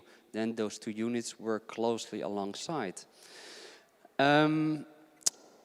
They do not have like regular meetings, or they have no meetings at all with the judiciary power. So there's a strict disconnect, you could say, between those powers, where the executive power and the legislative power, they work quite closely together. And I will come back to that, but just a few words on the customs authorities. I think it's very important to stress at this point that in the Netherlands we've got in the customs authorities also a specialty team for valuation. And in that valuation team, there sit people obviously very knowledgeable about custom valuation matters. And there's even people sitting there with a transfer pricing background. And there are also people at the tax authorities which have like a customs background. So there is some knowledge both at the tax authorities and at the customs authorities. But I must say that between the tax authorities and the customs authorities, there's no real close alignment or frequent meetings. Not like if you saw at the WCA report from a few weeks back, we must have like closer working alignment. That's not really what is currently happening. There's no seminars happening, or there's no possibility to come up with a combined ruling for APA and custom valuation ruling request. That is not something that is currently happening, which should be, in my view, supported. But then I think on an EU level. But let's see whether the binding information ruling will eventually be there. Maybe that's a platform where we can arrange such a thing. Let's go back to my report. Yeah, so a few words about the enforcement strategy of the Dutch customs authorities. And I think, and I will do my best, but Frank Heijman, he was one of the speakers in the Rotterdam seminar. He already touched base on this, so I'm going to summarize it a bit, and hopefully I do that correctly. But I think one of the first steps is that they say, okay, the goal should be that, the idea should be that all international goods transactions are placed under supervision, right? But secondly, we also have to obey all the customs regulations and all other regulations that come into play when you import goods into the EU territory. But at the same time, it's very important, and it is also stressed in the preamble of the Union Customs Code, and it's something that the Dutch customs authorities really take into account. We should also prevent a huge administrative burden on importers. So there has to be like a smooth import transactions, obviously, within the EU. So of course we have to enforce controls, but it should go hand in hand with a smooth import transactions and not a too heavy burden on importers. And at the same time, we have so many imports going on in specifically the Netherlands. We have also an obligation to have like a very effective customs control regime without having to hire too many customs officers. So we have to come up with a strategy that deals with all those kind of things and take all those goals into account. Now, the first thing they did is they said, okay, we come up with a strategy. We call it Pushing Boundaries. And we're going to divide all the international inbound flows into 3 separate flows, so to speak, 3 different lanes. The first one being is the trusted traders, that's the green lane. And those are authorized economic operators that have been audited 3 years after the license have been granted, and then they will check whether the process and internal controls have been carried out, so to speak. And if it's a yes, then those trusted traders will experience less controls. It's not that they will not be controlled, but there is a less likelihood that they will be controlled. Because there are all kind of other measures already in place to control them up front when you obtain that license and when that audit takes place. So I think that's quite obvious. Then we've got the trusted trade lane, so the yellow lane, so to speak. So that's a secured lane where everything is under the direction of the chain director, so to speak, where there are security measures in place, processes in place, to check that all. But then you also need to have global security measures and you need to have global exchange of information. And that's not really always the case. So in the end, I think that is something we want to achieve, but is currently not common practice yet. So there are not that many operators maybe already in such a secured lane. And then we've got the other traders. Those are the traders that are a bit more unknown to the customs authorities. So there's a higher likelihood that they will face controls coming from the customs authorities. So that is in brief the strategy that they have.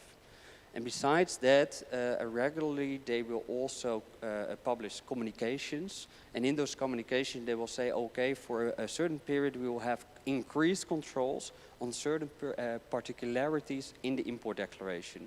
For instance, last year in the summer they announced that they would have increased controls on the customs value and tariff classification and origin of textile products, especially coming from Asia. So that is also what they do. If we look to the numbers of customs controls carried out, we see that 0.3% of all goods are physically inspected and 1% of all documents. That figure is maybe, you think maybe it's low, or maybe you think it's high if you look to all the imports, because I think it's then still high. But the percentage you could say is maybe low, but it is not showing the full picture. This is not showing the full picture. And why not? Because besides these physical and documentary checks, they have also business rules, for instance. What is that, business rules? Well, if you file an import declaration, there will be checks on certain particularities already in the import declaration, and if they are incorrect or if they are not there, the import will be blocked. That is not represented in those figures yet. So that's on top of it. So you could say for some particularities there's a 100% check, right? Then there's also the post-clearance audits that are being performed by the customs authorities. That is also not covered in the figures up on top of this slide. And they can take the form of information requests for interviews, site visits, and the like. And then the last thing is, of course, when a market operator start performing customs operations, typically they need licenses, and typically then the customs authorities will inspect that market operator before granting such license. So before they can start their operations, there is already a check being performed by customs authorities. So I think if you look to the totality, there's like a broad mix of controls that the customs authorities enforce. And then a few words, how do they then carry out those controls? How do they select the market operators? Well, they have like 15 risk indicators covering 9 risk areas. One of the risk areas is undervaluation. And they perform like analytics and the like to see if there are like differences in trade patterns, that kind of things they use to select which kind of imports will be subject to a certain control. I think it's very important that if a certain import is triggering a control, that it is not leading immediately to the rejection of the transaction value method. It's always that the customs authorities in the Netherlands see things, look at the bigger picture, so to speak. So they look to the totality of the transaction. What do I mean with that? Well, it could very much well be that maybe a certain party imports a certain product against a quite low value compared to the average, but he could have good reasons for it, right? Because it's maybe a big multinational company, it's maybe old stock that he receives, so they always look to the totality. I will come back to that later on also when I talk a little bit about the right to be heard. Yeah, I think that is what I wanted to mention here. And then, of course, what is the use of the statistical values? Well, there's no such thing as a national database in the Netherlands, but we use the European fair market value. And that list is pulled into that risk analysis of the Netherlands. So they use it as one of the risk indicators, more or less. So they translate it. I think that is what I used as a word, or yeah, I translated it into the risk profiles they use to see which kind of transactions I will pick out to and control. But it's not that only when that risk indicator is triggered that the transaction value is rejected. No, it's one of the elements that come into play. If the transaction value is rejected, the question comes up, do we use then the statistical value as the customs value? Only in very exceptional cases. Because they adhere to the strict hierarchy between the custom valuation methods, and only when there's no information available, if the market operator is not providing any information, so very as a last resort, the statistical value can be the basis of the custom value, but very exceptional cases.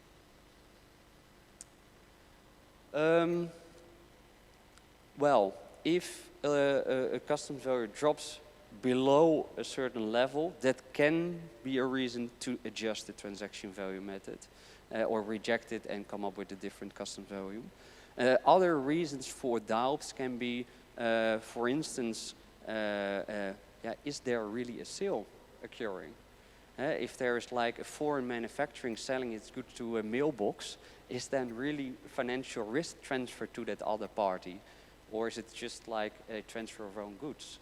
And also, if you have like, for instance, e-commerce shipments, yeah, sometimes the shipments comes in without a price paid or payable, there's no information, yeah.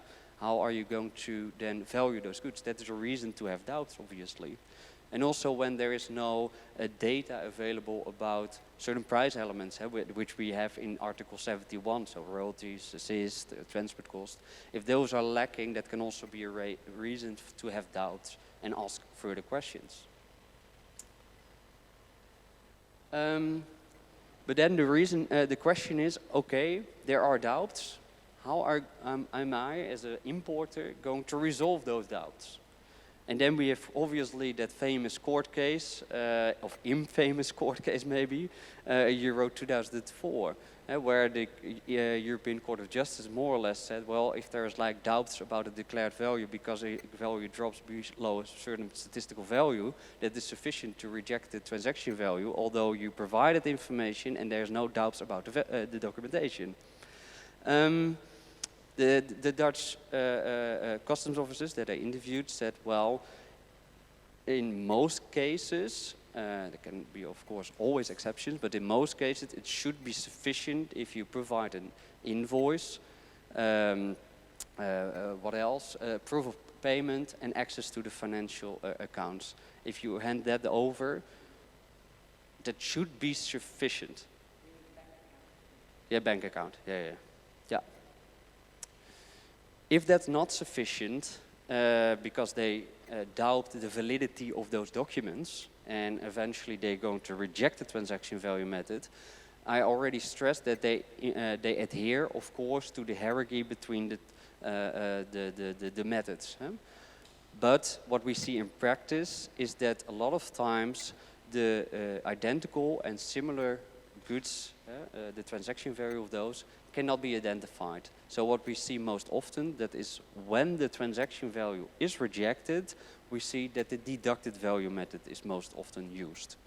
And secondly, the computed value method, although that can also only be used when there is a manufacturing site that is selling products, and when they are related, because otherwise it's very difficult to obtain that information from the manufacturer. And then thirdly, it's the fallback option. That's what we see in practice. Coming back to the role of that specialty team on valuation, what do they do in the Netherlands? Well, they are like, if there's like an audit or there are like very complex matters, the local, the regional customs officers can ask for their assistance. But they are also in charge of issuing Article 73 license. So when you do not have like objective information, you can have a ruling and you can add a fixed amount, right? So that is also something that they do. And they also, you can also ask them for confirmation on a certain custom valuation treatment. Because you are maybe importing certain products, you're also paying a royalty, and the question is, do I need to add that royalty? Or maybe you are in an intercompany relationship and you have doubts, can I use this intercompany price? And what do I need to do with transfer price adjustments? You can approach them and you can ask, okay, can you give confirmation that I can exclude or should I include the royalty payment? And what can I do with transfer price adjustments? Should I take those into account? And when and how?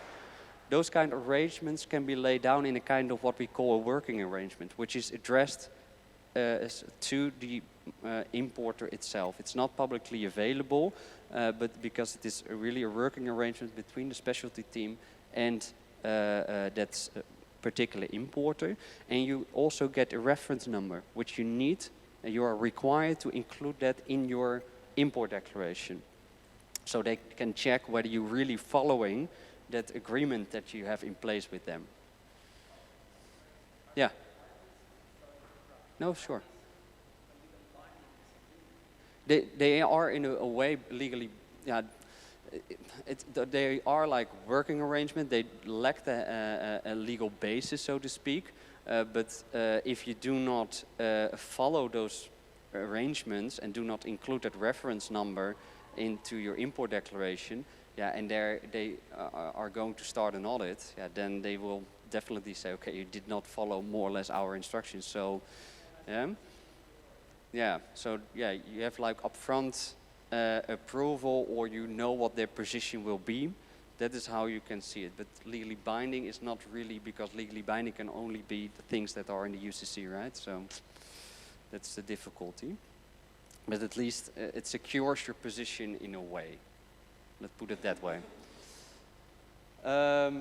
It takes a while before you get certain work arrangement, because they really want you to provide in detail all kind of documents that underlie the transaction. That those can be the invoices, the sales arrangement, the royalty contracts, everything they want to see. Like most of the times we have like also physical meetings with them to really go through those transactions, that they really know the details before they come up with such arrangement. Coming back to when customs authorities have doubts, always, if they have doubts, they approach that importer and give him the opportunity to come up with further explanation or documents to resolve those doubts. And only when they still have those doubts and they're going to send you a so-called so-propos letter, so the intention to reassess import duties, then also you have again the opportunity to respond to them, provide further information. So they do not simply reject it, they always seek for answers and give you opportunity to provide further information. And even if you respond to the intention to reassess import duties and the doubts are not resolved and they really are going to reassess the import duties, then in the administrative appeal procedure, you again can respond to them before they really are going to reassess. So there's constantly a back and forth. So the right to be heard is really adhered to, so to speak, until the very end, the Supreme Court. There's always the possibility to express your opinion about their view, the view of the customs authorities. Yeah, in case they, then a few words about sanction and penalties. In the Netherlands, and I think that is true for a lot of member states currently, is that in case you file an import declaration and something is incorrect in that declaration, that is seen as a criminal offense in the Netherlands, irrespective of whether there was intent or you simply made a mistake. It's seen as a criminal offense, and that leads also to the extension of the statute of limitation from 3 to 5 years. So the extended statute of limitation is applied by default in these kind of situations. That was different under the community customs code, but it changed under the union customs code. Yeah, and then they also refer to the Snauert case and some other things that happened just before the entry into force of the Union Customs Code. But it is really, it's kind of strange because now the general statute of limitation from the Union Customs Code, the 3-year period, is more or less obsolete in the Netherlands in the case of a reassessment procedure. Whereas if you are in a repayment procedure, it doesn't work the other way around, obviously. So that is about the statute of limitation. But if you look then to penalties, it is not necessarily the case that if there is like a mistake being made or there's an incorrect customs valuation, that the customs authorities will always impose a penalty. It's a criminal offense, but not always a penalty is imposed. That really depends on whether you find out yourself, you do a voluntary disclosure, or if they find out and you are an AEO, that will maybe be a reason to impose a higher import duty rate, because as an authorized economic operator, you are expected to really proactive inform customs authorities and have like sufficient internal control. So that can be an indication to impose higher import duties. But also the repetitive nature, if you make time and time again mistakes, that can be a reason to impose higher penalties. And also the amounts at stake can really play a role in how high the penalties will be. Yeah.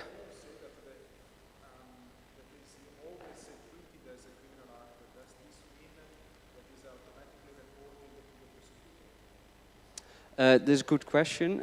So the question is, okay, if the statute of limitation is always extended to 5 years because a simple or an incorrect customs declaration is seen as a criminal offense, do we always notify then the public prosecutor? No, that depends. So that in the customs authorities itself, there are people responsible for these kind of penalties. And only when certain indicators are triggered, they will notify the public prosecutor. So, for instance, the import duties at stake should be higher than 100,000 euros.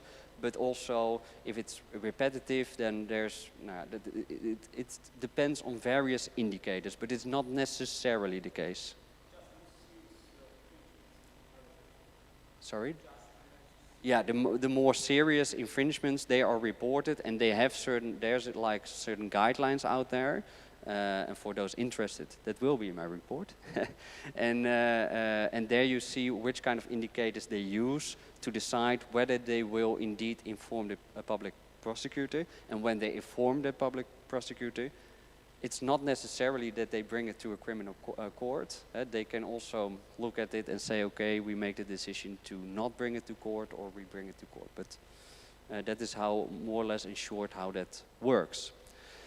That being said, that also brings me to the end of the presentation. Not sure whether there are any questions left. There were already some questions that I've answered during the presentation. Yeah, Diego. Thank you very much for your presentation. I liked it very much.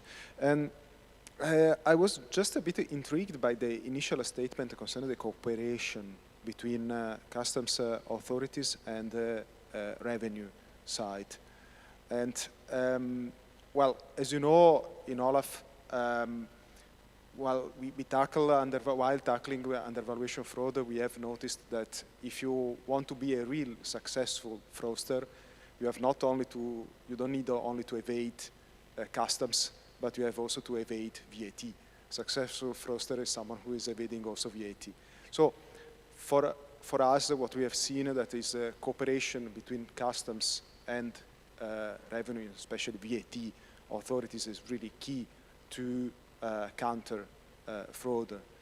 I know that the responsibility of for VAT is different in different member states. In certain member states, it's customs that is responsible also to collect the VAT. In others, it's not the case. And do you think that this?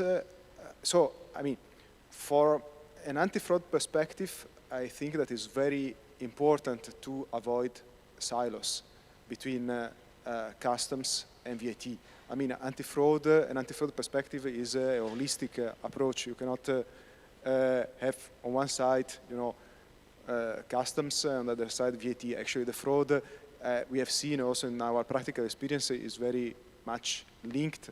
You use Customs Procedure 42 to evade VAT once or after that you have already evaded the customs duties through undervaluation. So undervaluation and missing trader frauds are strictly connected.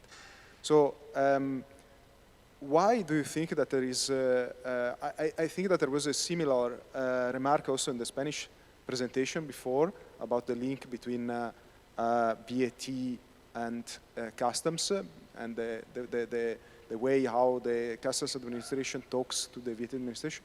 Why do you think that there is a problem? There sometimes the national the member states, they're treating a bit like silos, these two different aspects. And do you think that in order to find the solution should be left to the initiative of the investigation services at local level, perhaps, or rather that it would be better to have a general, central approach to tackle this problem? Thank you very much.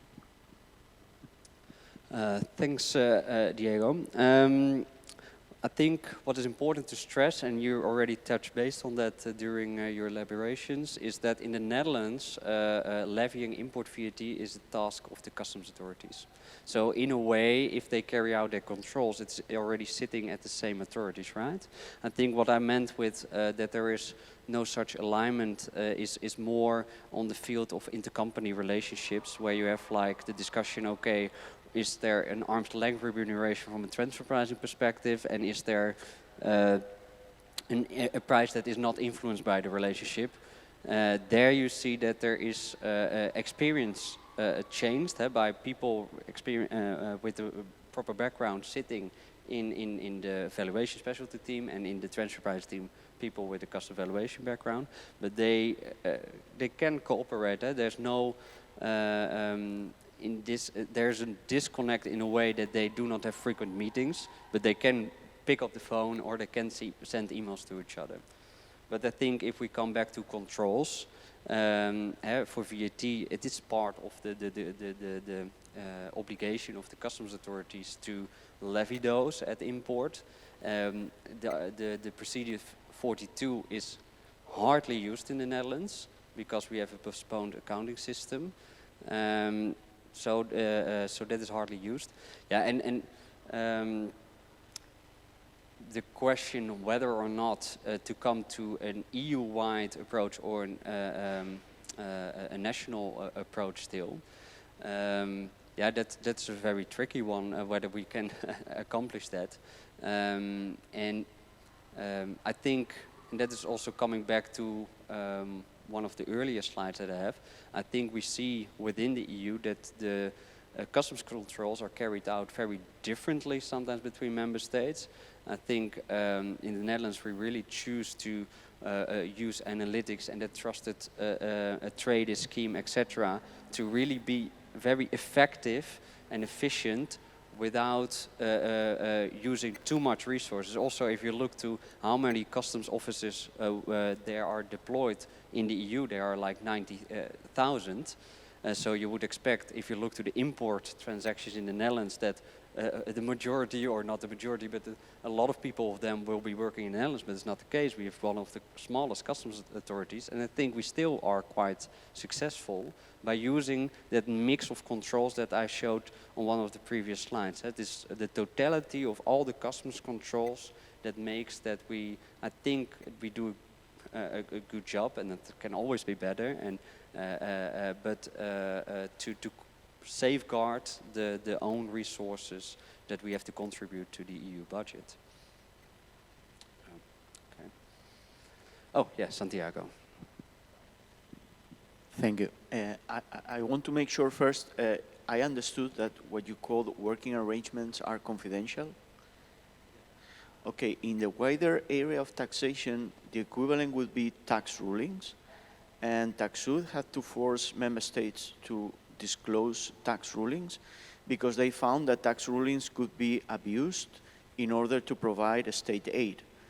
If you give a beneficial tax ruling, that could be like a specific treatment for tax purposes to that specific taxpayer. So you could abuse tax rulings to provide a subsidy by means of lower taxation than the benchmark, what everybody else is paying. So my question would be this. Do you see a problem in the fact that these tax arrangements are not publicly available, so everybody knows how the other traders are being treated? A very good question. Yeah, but I think, in a way, tax rulings are different from those working arrangements. And why? I think tax rulings are really binding to between the tax authorities on the one hand and the taxpayer on the other side. These work arrangements do not really have a legal status because they cannot be enforced in such a way that they have like a legal foundation. So in that sense, they are different from a tax ruling. So I think then that the treatment should be different as well. And they are more or less,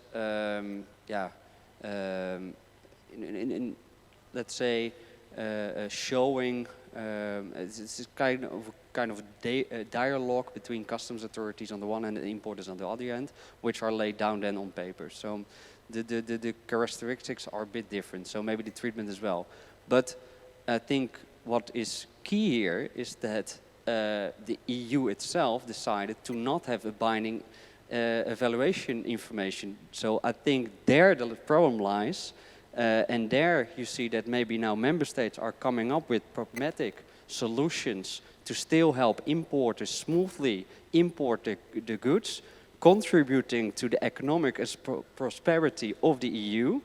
So in that sense of it's not to blame on customs authorities that come up with such a pragmatic solution. No, the European Commission should take action to come up with legislation with a binding information, evaluation information, which can lay down these kind of arrangements and then also decide to come up with a database and a sufficient infrastructure of IT to make these all publicly available.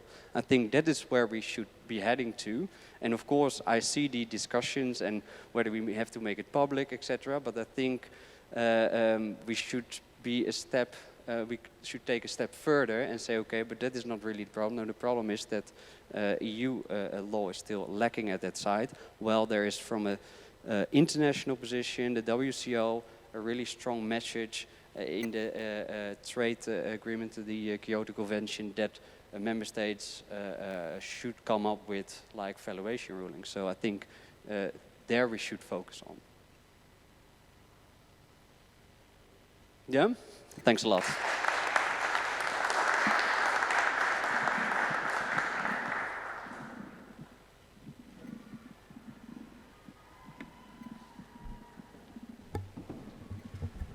Okay, thank you, Martin. Very insightful and clear presentation of the Dutch position.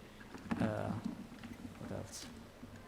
For connection with Benedict? Yeah. Okay, now we are going to present.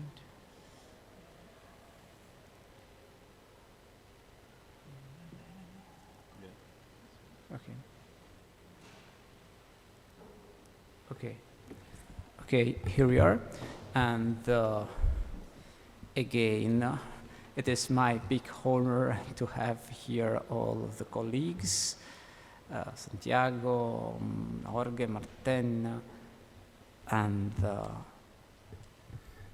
Hans-Michel Wolfgang, who is professor of customs law at the University of Münster in Germany, and she acted as a supervisor of the national rapport for Germany.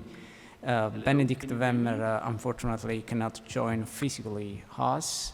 He is going to present by remote.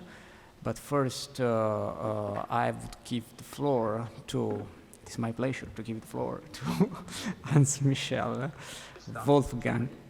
And I will give the floor to Michel. Michel, the floor is yours. Thank you very much, Gian Giacomo. And the reason why Benedikt cannot join us is because we have a strike in Germany on the pilots of Eurowings. Decided yesterday to go on strike, and so he has to stay in Germany. I came by Lufthansa, and this is a different company, so there was no strike because the pilots get much more money than the one from Eurowings, up to 100,000 euro per year difference. So this maybe it's a reason, understandable reason, that they try to catch up in this regard. But nevertheless, I hope we will manage that Benedikt can give his presentation remote later on. I hope the system will work. I'm curious to see that. But first, let me just thank Gian Giacomo and Federico for their really good and valuable initiative for this project. I would like to mention that it was your idea to run this project. Yes. Hello, Benedikt, in the back or already? No. Yeah, Benedikt is he is. I'm just introducing us and mention that we have our project. So let me just finish the introductory remarks. His big brother is watching. It's a strange feeling.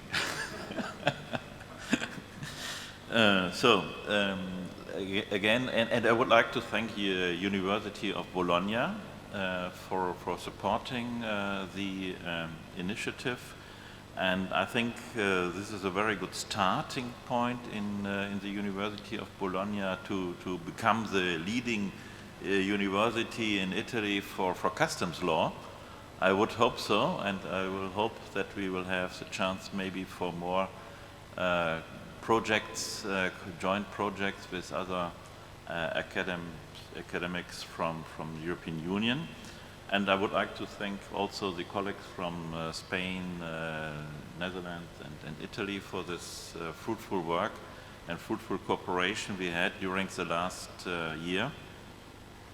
And I think we have to say that there is a lack of research in European customs law when we look into several countries. And I think this is the good starting point for this academic research, and maybe for further research in our group, maybe in a bigger group of other universities who might be interested to join these research projects as well. So this was my introductory remark, and now coming to our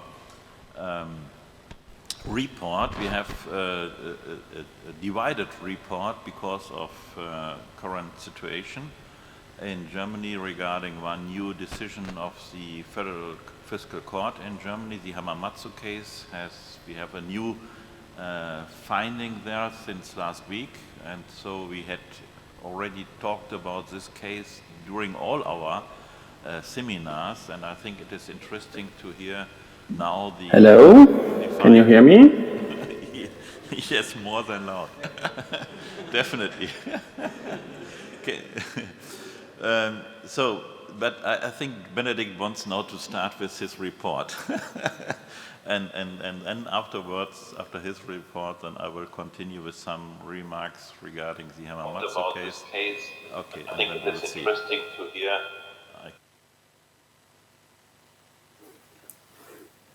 Okay? Okay. So then, Benedict, please, you can start with your, there.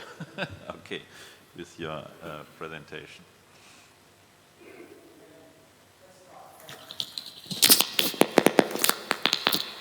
Maybe it's...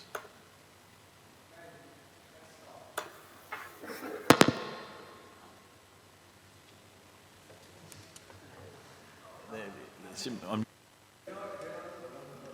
mute? No.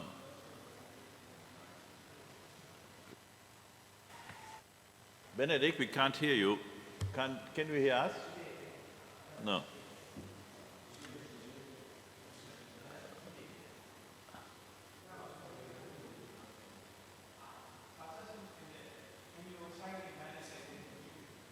Hmm?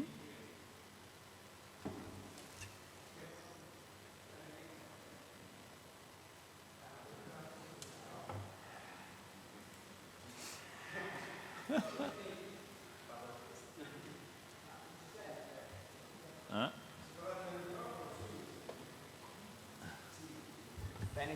Benedict, please put off your earphone. No, put off.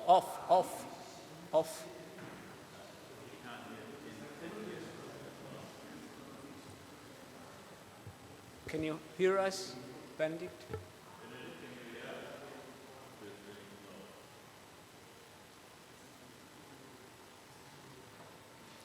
Now you can hear? Now can you hear? Non ci riesce a sentire?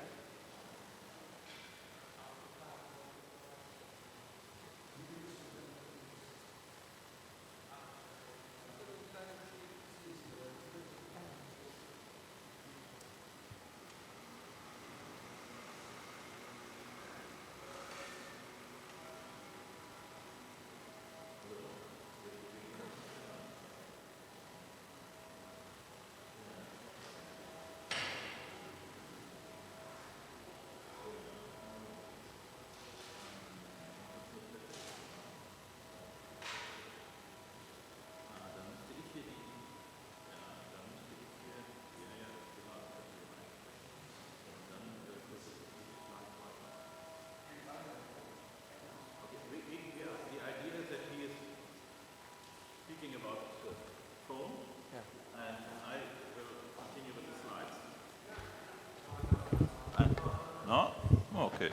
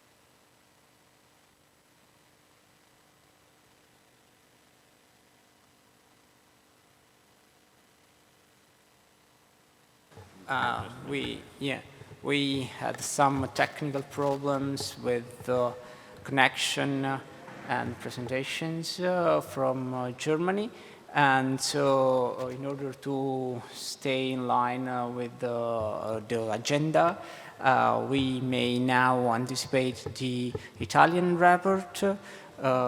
This. Okay. Sorry to interrupt. Really. I really, Federico. This is the report. Would you like to use slides? Okay. I sit here. And this report has been prepared by Federico Tarini from University of Bologna, and he acted under my personal supervision, and so there is, I am accountable. Particularly, I'm accountable for the all programs, but I am accountable namely for this report. I would like to express my gratitude here. I repeat my gratitude to the Italian Customs Authority, because in the drafting of this report, the cooperation with the Italian Customs Authority was very good, smooth. They proved to be very open, and so I would like to express my gratitude to them because they made our work very easy to be done, to be accomplished. So, Federico, the floor is yours. Yes, switch us, please. Thank you, Professor D'Angelo, for this injection of anxiety. Okay. Let's start. Good morning, everyone. Sorry for all the technical problem with the connection, the link that doesn't work. We try our best, but... Whoop, okay, right on cue. Good morning. I would like, first of all, to associate my gratitude to the ADM, to the Customs Agency, especially to Angelo Infante, which it was instrumental to the creation of our report, of our Italian report. My presentation is structured like a general overview of the customs control in Italy. More in-depth analysis, I think it's better to leave that to the final report that will be published on the website and also on paper. So, the first steps, like the presentation before me, is to understand how and what it is the Italian Customs Agency, or Agenzia delle Dogane e Monopoli, in short ADM, how is structured. The agency, since 1999, if I remember correctly, is a public body with legal personality and regulatory, administrative, patrimonial, organizational, accounting, and financial autonomy. Autonomy doesn't mean total independence from the Ministry of Finance, because there is a need to coordinate the activity between... Okay. Sorry. Okay. Everything fine? Okay.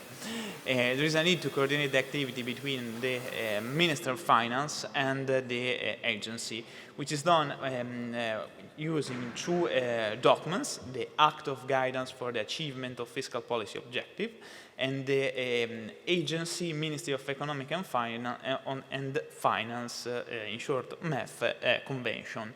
Those are documents that are used mainly for a coordination purpose. It's not they do not set a specific goal that there is a sanction if the administration doesn't reach them. So it's technically an autonomous and agency, but it is not a total independent one. Regarding the tasks, obviously there are the main task of the agency is to regulate and regulate the customs field, but also there is a general competence regarding excise duty, monopolies, and games. I'm trying to speak here. Benedict? Yeah, Benedict is. I don't hear anything from you. Benedict? Okay. I will try to continue while we resolve our technical problem. Benedict, if you need to speak, feel free to speak. Okay. Yeah, the most important task of the agency are the customs-related function, assessment of the duty, customs control, etc., but also the anti-fraud function, which is a key to ensure the financial interest of both EU and Italy. Regarding the structure of the agency, we have a fundamental division between top-level structure, which are in charge to coordinate, steer, and in general control the general activity of the agency, and the customs office, the local office, which are in charge to the effective customs control and custom assessment and collection. The first aspect, like in any other presentation that I analyzed, concerned the risk analysis. The risk analysis is implemented in Italy by the so-called custom control circuit that divide the risk profile in different categories or channels. Channels divided by color. Oh, thank you. Divided by color. Just a brief analysis of this channel. First, we have the green channel, which is the most common one, and it means that there are no need to any further control. As we will see later in the next slide, technically, the absence of a need to control is not a prohibition to the customs official to proceed to investigate the declaration. Then we have a yellow channel, which is generally associated with documentary control, and verify the correspondence between what is contained in the declaration and what is contained in the relative document. Then the orange channel, which was implemented in 2002 and indicate the scanner control. And lastly, we have the red channel that allow to visit the good, to inspect a total or partial inspection of the good. Since 2012, we also have an ad hoc channel for the a posteriori controls in the assessment review, which is the blue channel. The selection of the appropriate channel, so the risk analysis and the elaboration of the risk profile, are based basically on two aspects, two type of factors. Objective factor that denote the expedition from an objective standpoints, like, for example, mean of transportation, route followed, type of goods, etc., etc. And subjective factor, which are related to the subjective characteristic of the importer. Obviously, those are not factors set in stone. For example, a recent change in the objective factor is correlated to the recent measure on the Russia-Ukraine conflict, because current risk is that products that are from the Donbas region go first through Ukraine and then through EU, which will be circumvention of a fraud of the recent sanction for Russia. To create this risk profile, we have different tools. We have also database. We have information provided by Olaf through a document called info.am, and also all the information that are provided by other institutions, both national and European. Yeah, it is also important to remember that local customs officers are also allowed to undertake their own risk assessment. If they understand this, if they, through an investigation, came to find out that the risk analysis, the risk profile is not correct, not updated, they can suggest a modification. Just to give some data, as of December 31st, 2020, we had 13,139 risks profile active. And as you can see from this data, which are not too much detailed, sorry, sorry Andrea, if are not that too detailed, we have a constant update, modification, and review of those risk profile. The customs controls, a key instrument for customs controls in practice is our electronic system, which is called Automazione Integrata Dogane e Accise, or in short, AIDA. Just some months ago, if I'm not mistaken, in July, the agency published the guideline regarding the evolution of this system, also called AIDA 2.0, and highlighted the importance of the electronic phase, the need to remove everything that previously was on paper. The first type of control is the simple automatic control, which is generally associated with the green channel. If the declaration presented do not denote any problematic aspect, anything that could be highlight a possible fraud or undervaluation, the result is a green channel. However, if the customs official decided to inspect through documentation or a visit of the goods, the expedition, the channel must change from the green one to the blue one, because it's a posteriori controls. Then we have the documental controls, that which we already talked about. But the most important aspect of the documental controls is the possibility to change the type of controls. For example, if after the analysis of the information and the documentation provided by the economic operator, the customs official are not convinced of the content of the declaration, they can modify in pay-use with a more intensive type of control, for example, the visit of the goods. However, to do so, there must be a justification, and the justification must be indicated in the final assessment.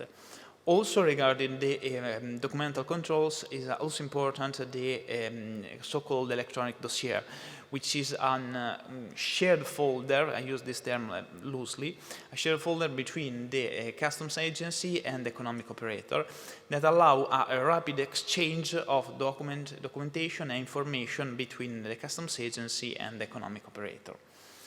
Scanner controls, as the word suggests, allow the use of scanner. Scanner control generally are not used per se, but require a further investigation. Then we have the most significant type of controls, which is the visit of the goods,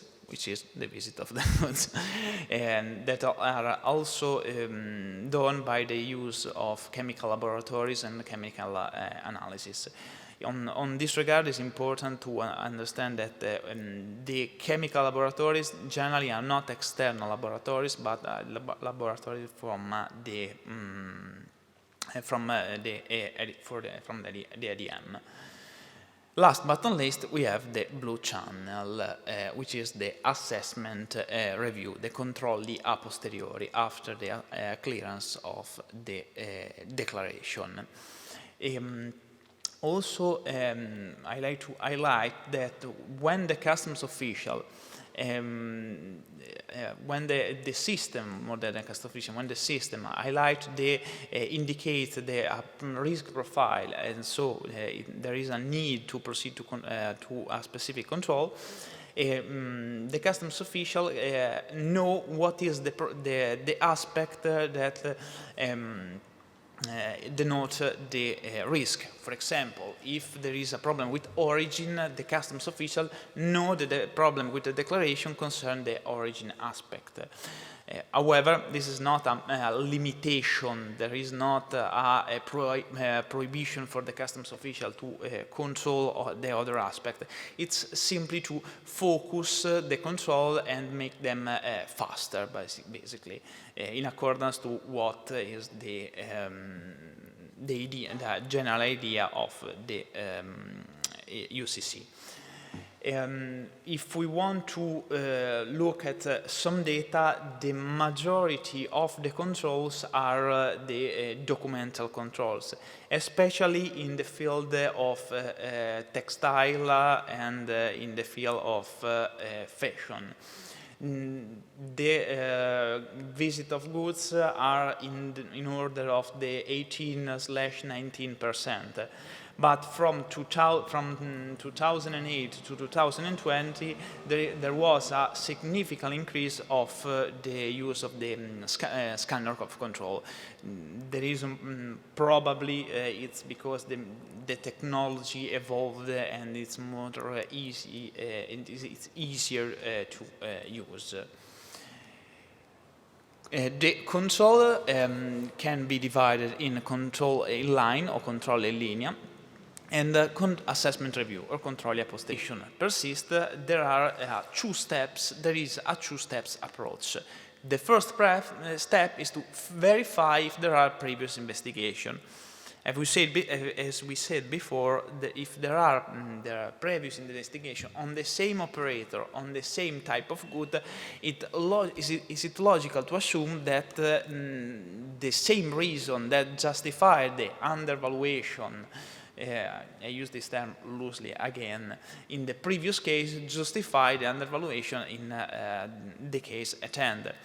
It is a sort of balance between the necessity of speed in economic transaction and the necessity to prevent fraud and abuse. Obviously, then, if the undervaluation persists, then we need to proceed to a documental or a physical control. In this segment are also important the legislative provision that are contained in Article 35, paragraph 35 of Law Decree number 223/2007 and Article 9 of Law Decree number 16 of 2012. The first law provision is not important for the general context, which is a general affirmation that the agency has the authority to request information. It's important because it introduces a specific sanction to the taxpayer, to the economic operator, failure to comply with the request. It is obviously to enforce a not so voluntary cooperation, a cooperation with a consequence if the economic operator failed to do so.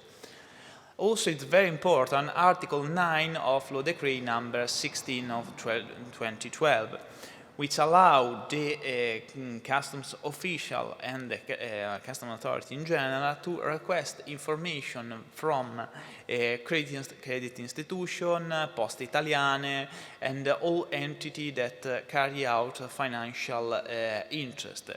This is because, obviously, if there is an undervaluation or a fluctuation between the net profit of the customs operator, obviously there are the consequence on also in the case at hand.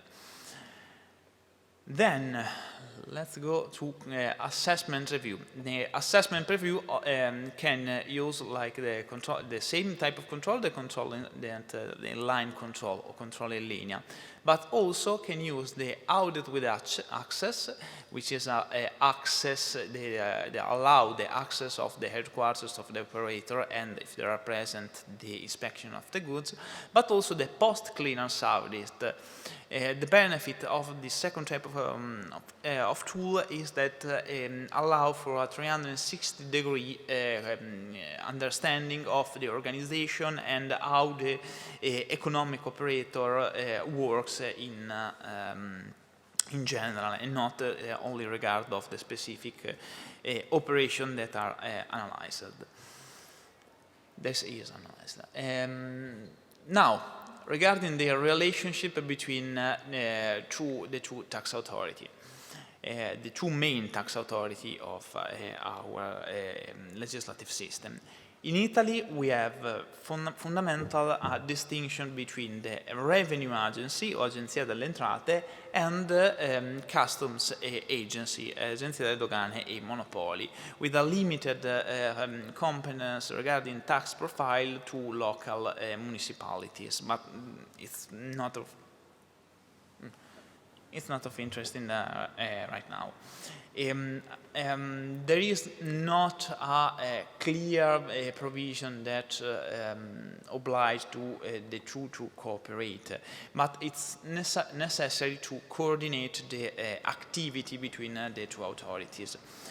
The main sector in which the cooperation has been successful is the transfer pricing sector.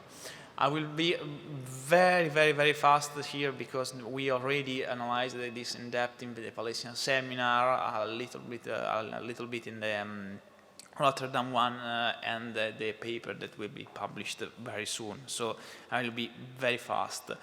Essentially, with a joint work group between the ADM and the revenue agency. This joint work group published a circular on. Formally, it was published by the ADM, by the agency of by the customs agency, but it was the result of this joint working group that was published in 2015 and then updated in 2017. The main result of this work was the understanding that the traditional OECD transfer pricing method could be used also for the customs value, and the elaboration of two possible solutions, two theoretical possible solutions. Okay. They tell me I may have to cut short on this last aspect. I just want to to give just some points on the relationship between Olaf and the Italian Customs Agency. Formally, they have ongoing communication.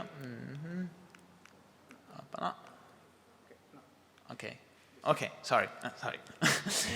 Formally, they have an ongoing communication on a sporadic one, and the main instrument that is used to communicate and to act on the basis of this communication is a document called Info AM. Generally, if I understand that correctly, there is a specific working group that is in charge to analyze this information between this exchange information between Olaf and the agency. The agency generally is very prompt in the response of request and indication from Olaf. Okay. Okay. 5 minutes. 5 minutes. 5 minutes. I would like just to give some points on the right to be heard. Right to be heard there is different from the first phases, the controlling line, and the second phase, controlli a posteriori. In the first phase, the right to be heard is a natural consequence of the structure of this phase. This because the communication through document information, the collaboration between the two, between the customs agency and the economic operator, is as a natural consequence a right to be heard, because if I must give some information to the customs agency, I must be heard, and so there is not so much problems. More problematic could be the second phase, the assessment review. The main legal provisions are Article 11, paragraph 4 bis of Legislative Decree 374 of 1990, and Article 12 of Law 212 of 2000, or taxpayer right statute. This second provision establishes a general principle of loyal collaboration. However, there is a derogatory provision in this Article 12 at paragraph 7 that affirms that for customs matters, the only provision that is relevant is Article 11. So, if we want to understand the relationship between these two norms, Article 12 is a general principle of loyal collaboration. It's the principle that must be applied in every relationship between every type of every taxpayer, notwithstanding the type of taxes that are concerned, and the public authority. And on the other hand, Article 11 established the specific provision that must be applied on customs control. I will try to cut here. If we want to understand better how the customs agency work, I encourage you to read the final paper, and or to look at my slide. No, better not to look at my slide at the site. Do yourself a favor. Wait for the final paper. Thank you for your attention.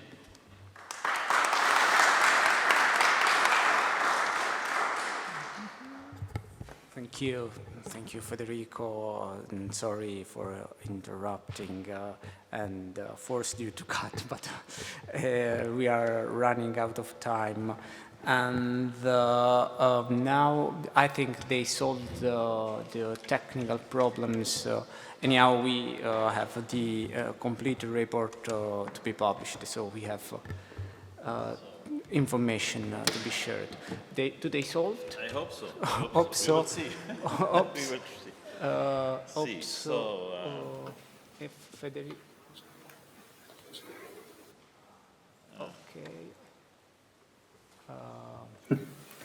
I hope you can hear me now. Yeah. Unfortunately, I can't hear anything from Bologna, but as long as you can hear me, I will start with the presentation. Yeah. Okay, perfect. Okay. Please show the slides. Yeah. Slide is on. Okay, first I want to give an overview of the German national report of this project, and afterwards Professor Wolfgang will give an update on the Hamamatsu case and the latest decision of the German Federal Fiscal Court. These are the research topics. You have already seen this in the last presentations. I would like to present individual points for each topic here. So next slide, please. The first topic of the research was the place of the customs authorities in the public domain.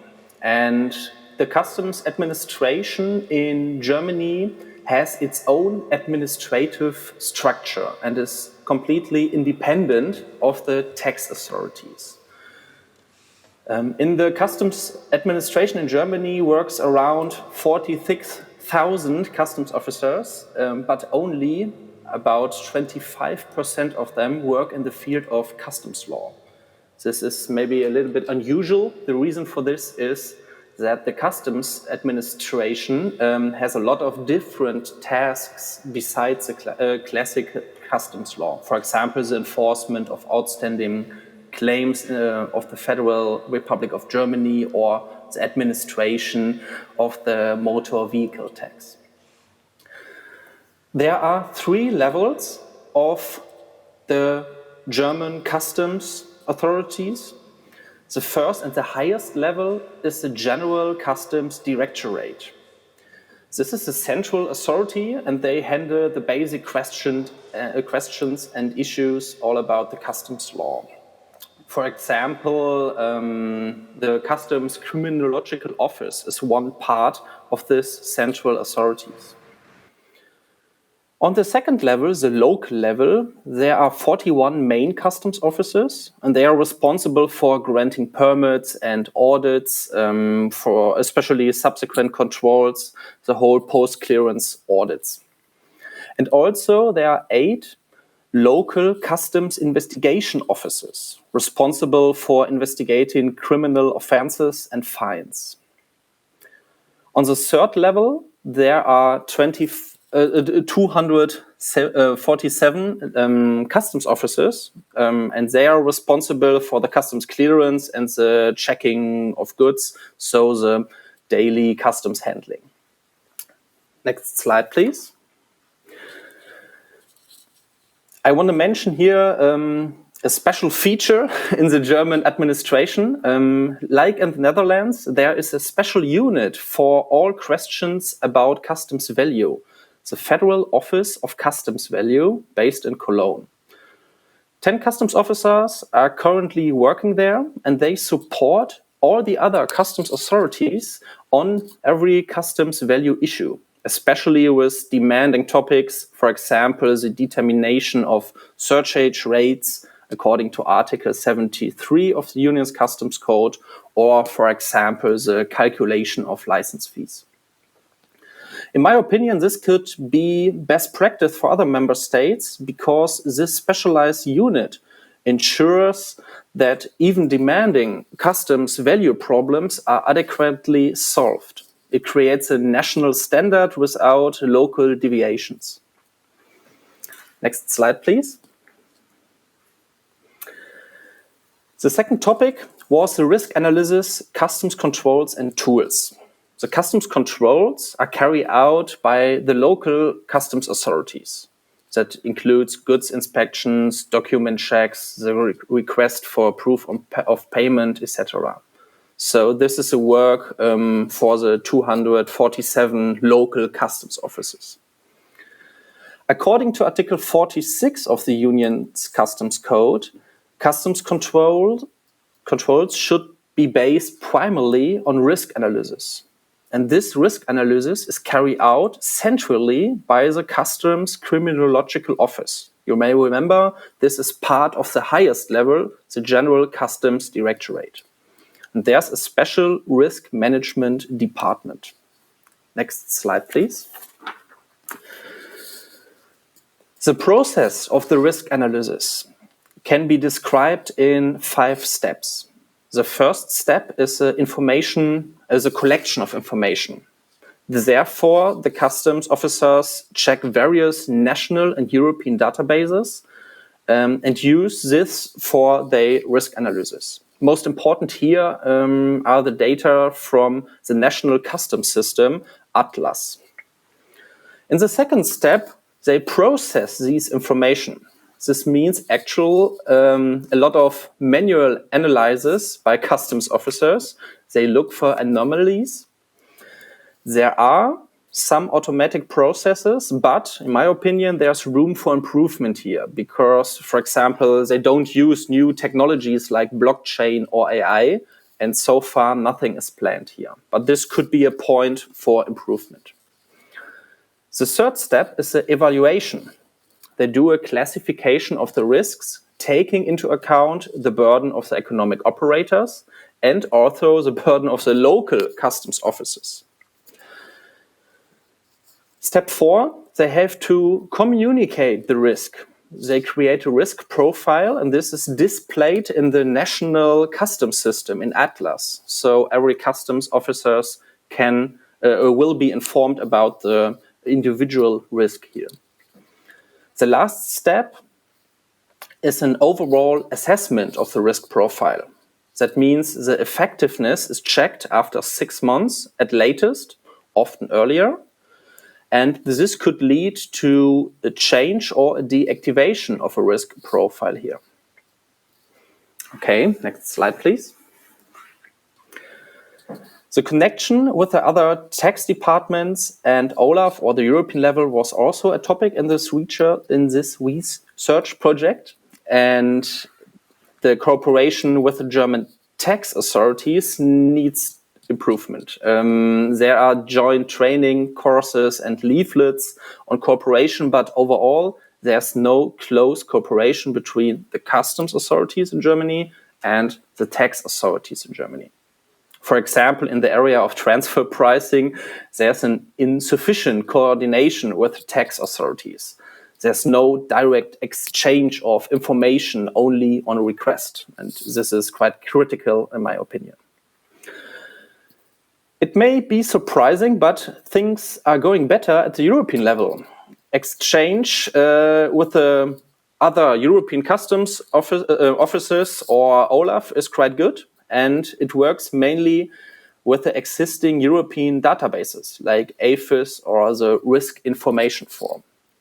From a practical point of view, this works very well. Next slide, please.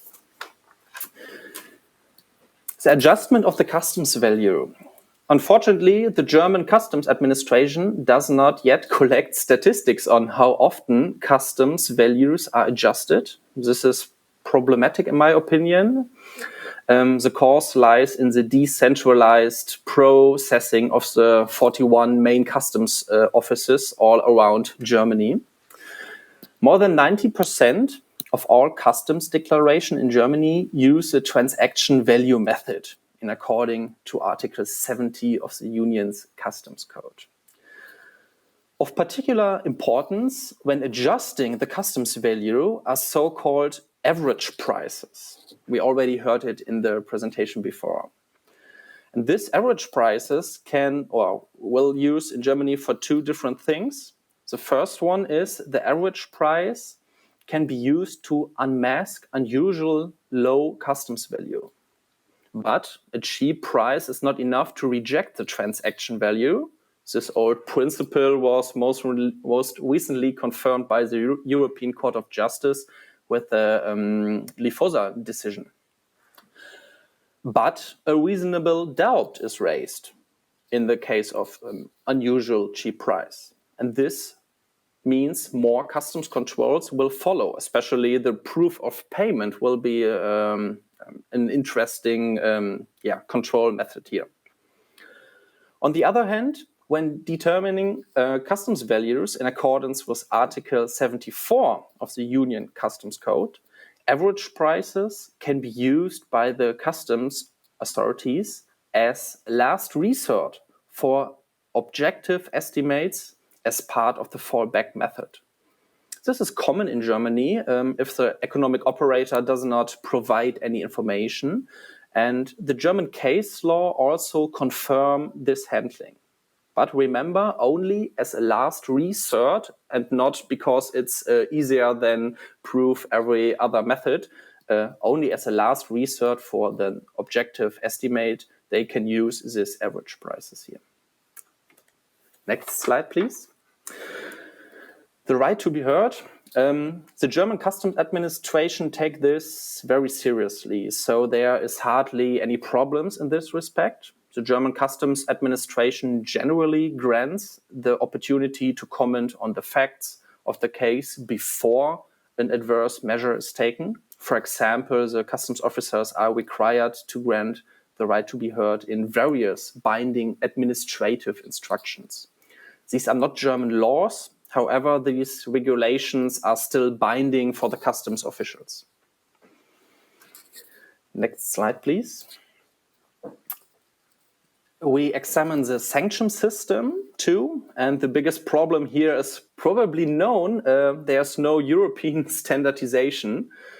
The German legislator was maybe a little bit lazy in this regard because they don't create an own customs sanction system. They use the tax sanction system. That means application of the German criminal tax law also for cases of customs law. This leads to a system of sanctions that is very, very tough compared to other countries in Europe. For example, in the event of tax evasion of in the event of evasion of custom duties, the sanction will be a fine or up to 10 years imprisonment.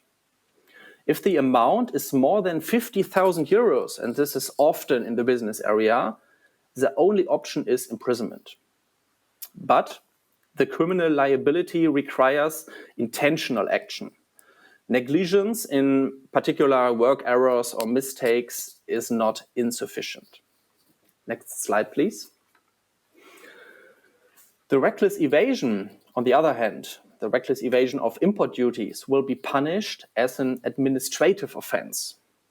Fines up to 50,000 euros are provided for. So both cases can be sanctioned. Finally, I would like to point out one special feature in the German sanction system, the voluntary self-disclosure. The self-disclosure can lead to exemption from sanctions, both in the case of customs evasion and in the case of reckless reduction in customs duties. This creates an incentive to admit mistakes. Unfortunately, there are no statistical data available how often this happens, but from a practical point of view, this is often used.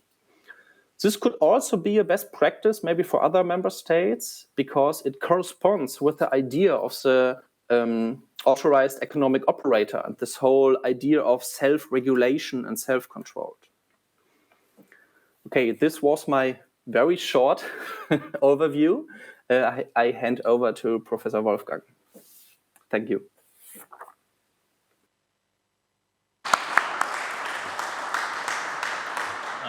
Thank you, Benedikt, for this report. I have? No, working? Hear me? Can you hear me? No? Okay. Thank you very much, Benedikt, for this report. I don't know if we want to have a discussion about the report now, or let me just continue with the update on the Hamamatsu case, which is now a little bit different topic, but which is going through our whole project from the very first beginning, and we have now in time, so to speak, in Germany, the last decision.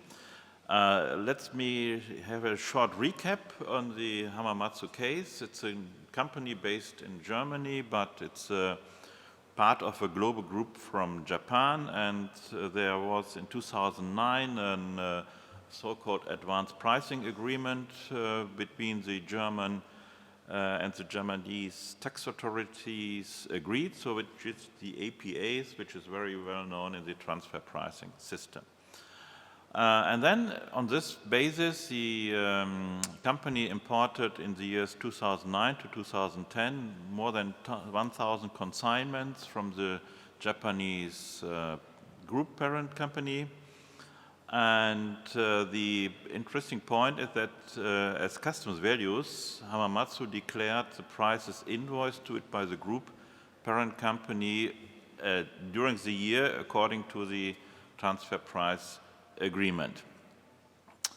And then it came out that the imported goods were actually cheaper than declared in the customs declaration because of the change of the transfer price system. And as a result, the Hamamatsu company applied to customs for reimbursement of the customs duties. That's the point, the facts. In Germany, we have a very easy practical handling in those cases. Still today, in the event of a subsequent charge, the German Customs Administration will subsequently levy the import duties. So post-collection of import duties is practice. The other way around, in case of a subsequent credit, as we have in the Hamamatsu case, German administration does not reimburse any import duties, so it's only one-way street.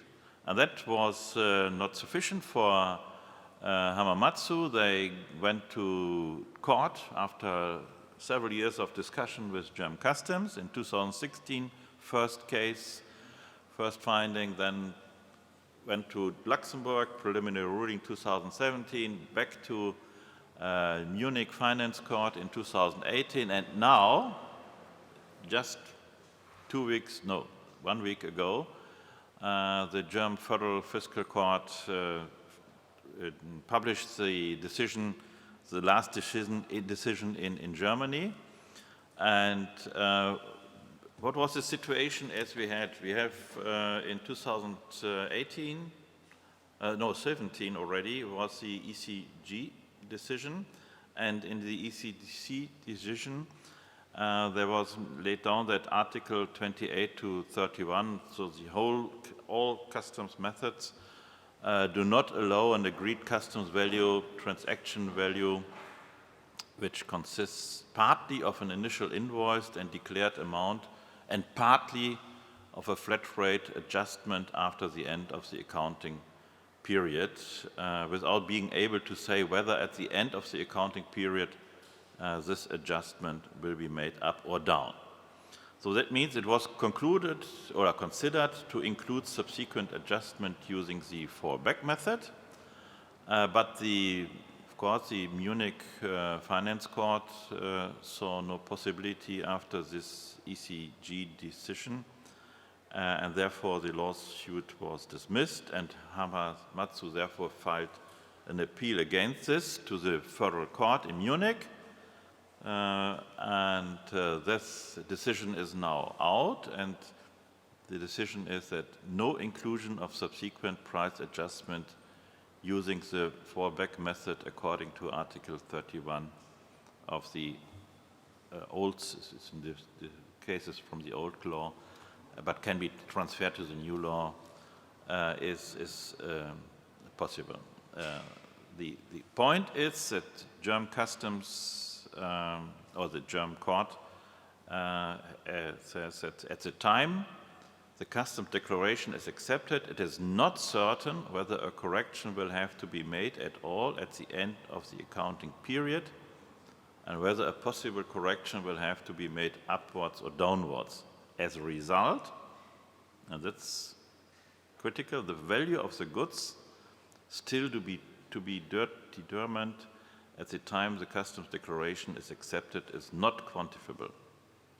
This is an uncertainty in the time of import, and this uncertainty leads to this decision. And they refer to the meaning of Article 8, paragraph 3 of the GATT implementation of the Customs Value Convention.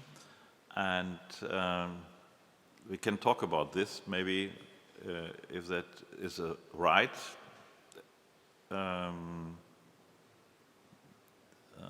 the right link or not. I doubt, I have to say, in my opinion. But what does it mean for the cases now? For other cases, the customs value determination is a goods and key date related value determination. Accordingly, the customs value determination according to Article 31 to the fallback method is also a goods and key date related value determination. So both in the regular case of the action value, and in the case of the fallback method, no subsequent change of the customs value is allowed. No, except of defective goods, which is later on in the... That means, that should mean, or will mean, maybe, I don't know, in Germany now, beginning this week, that no consideration of APAS in the customs valuation anymore in Germany is relevant.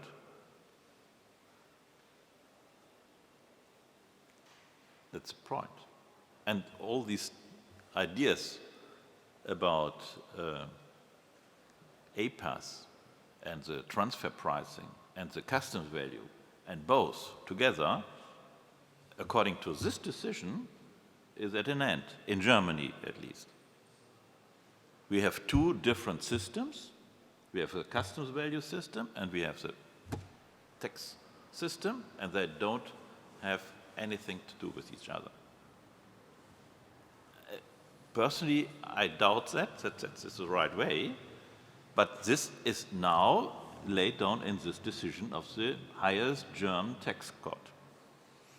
And I'm sure that German customs administration will follow that. So the special unit, which is already installed, and they have really experts for transfer pricing, maybe they can do something else. But I think it's wrong. I have to say it's wrong. It should be. Huh? Yeah, it's in both directions. And I think this is the conclusion. I think this principle now has to apply in all cases.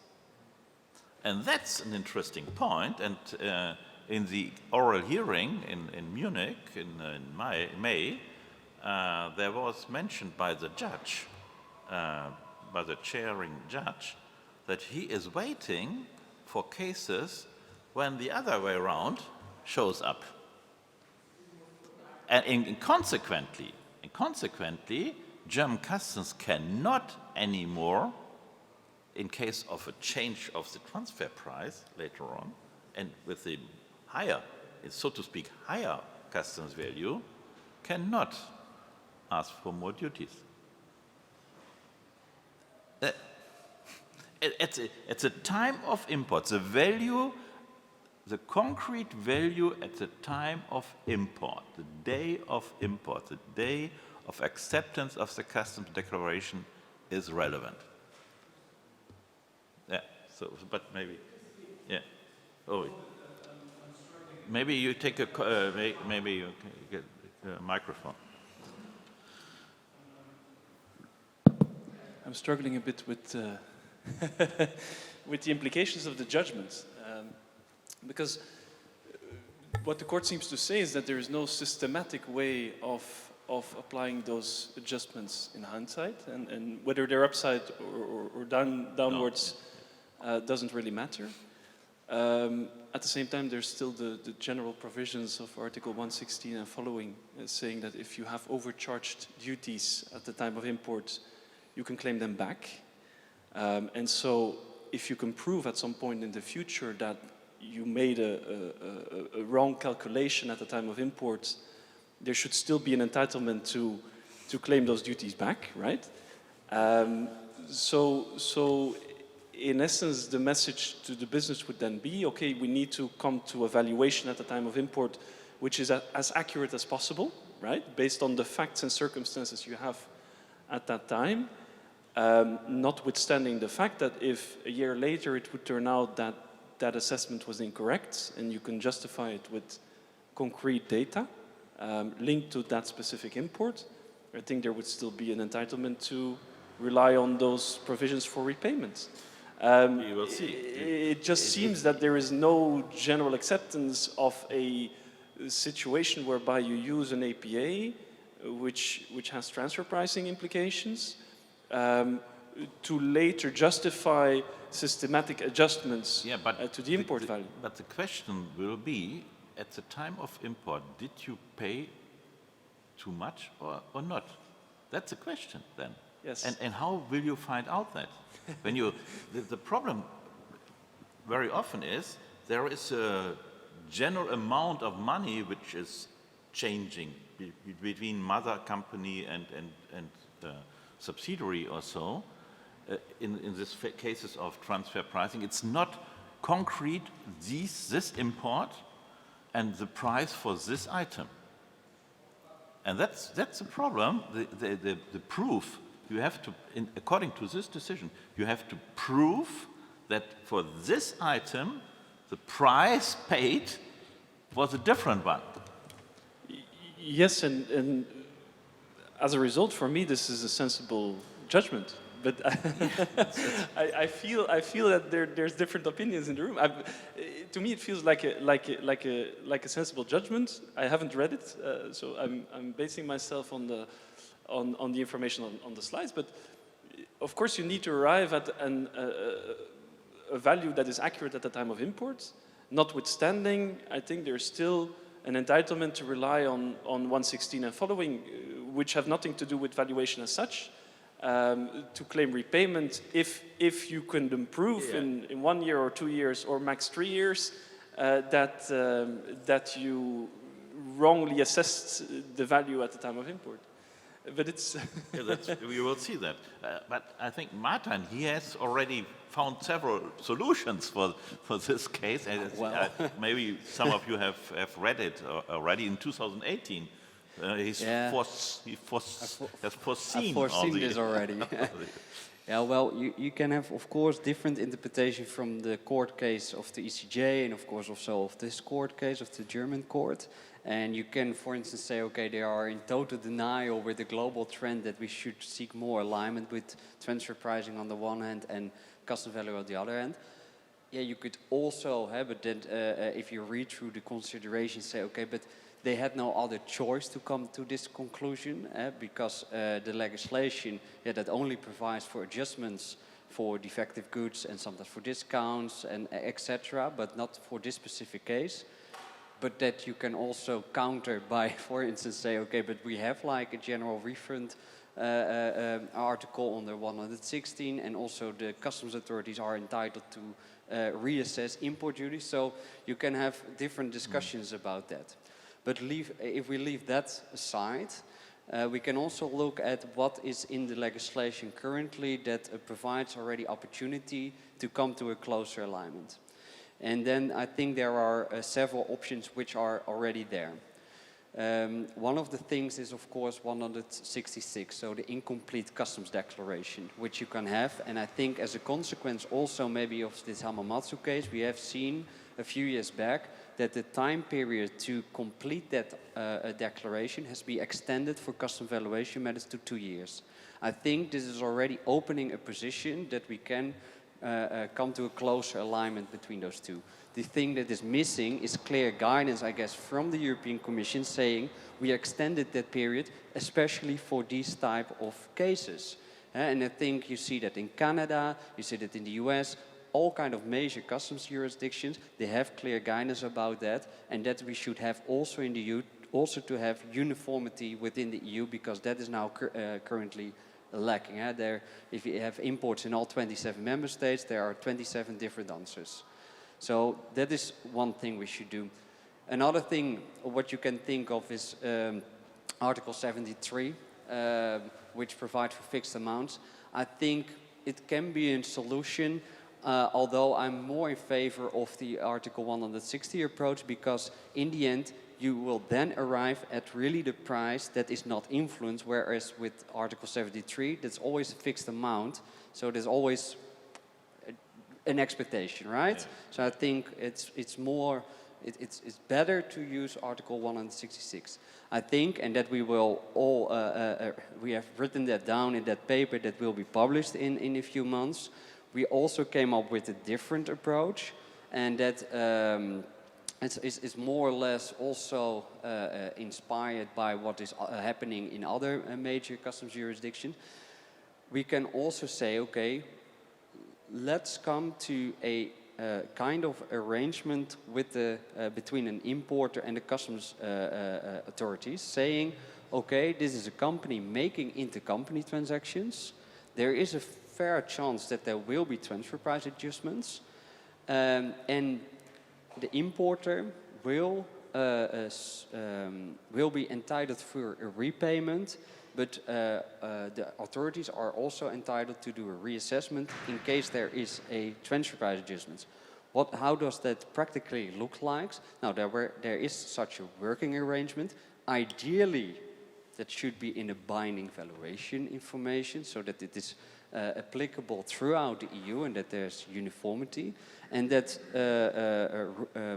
binding valuation information should then say, okay, you can file normal import declarations because that prevents that an importer should leave open all his import declaration, and that is also for customs authorities, which I spoke with, quite a hurdle if they have to leave open all import declaration and then the importer should submit all the import declaration. No, we file normal import declaration, and at the end of the year, just like in the US, there's a kind of a reconciliation sheet that lists all import declaration with the initial customs values, the adjusted customs values, and under the thereunder there is like the import duties that needs to be paid additionally, or what is like refundable.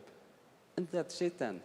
That is, I think, where we should be heading to. There's also the proposal that we do in that paper that will come out. I did already some pre-work a few years back, indeed, but that is, I think, where we should be heading to, because I think it's most pragmatic for both customs authorities and the importer, and it also is in alignment with what the WCO is saying. We should seek for closer alignment between transfer pricing and custom valuation.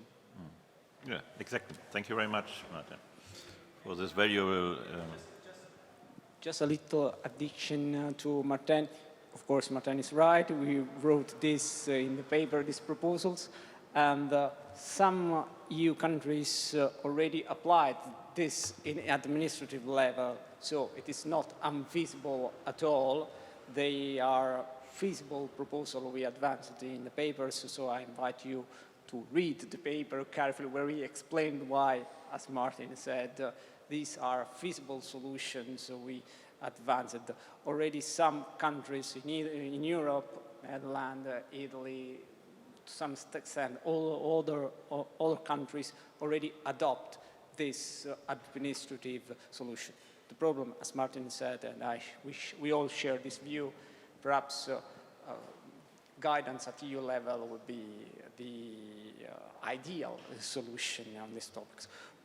Namely because, as Martin said, some other customs area like US, like also China, as far as I know, introduced this program of reconciliation. Just a little addiction. No. Thank you very much. I think we are running out of time. So I don't know if we will still have more discussion about that, or then otherwise I will hand back to you so for the final words. Just the final expression of gratitude to all the participants involved. And I was saying a few seconds ago, no, stay, Mitchell. I invite you to proceed to the website. You can find there the video recordings of our meetings, the slides, and in a few months also the papers we are going to provide, where we explain it. We explained the rationale behind our conclusions we presented today, and so we are always open to any feedbacks from external also contributors. Thank you again to everyone. I would like to express thank you also again to the University of Münster, to the University of Rotterdam, to the University of Valencia, to Olaf mainly, to HRC as well.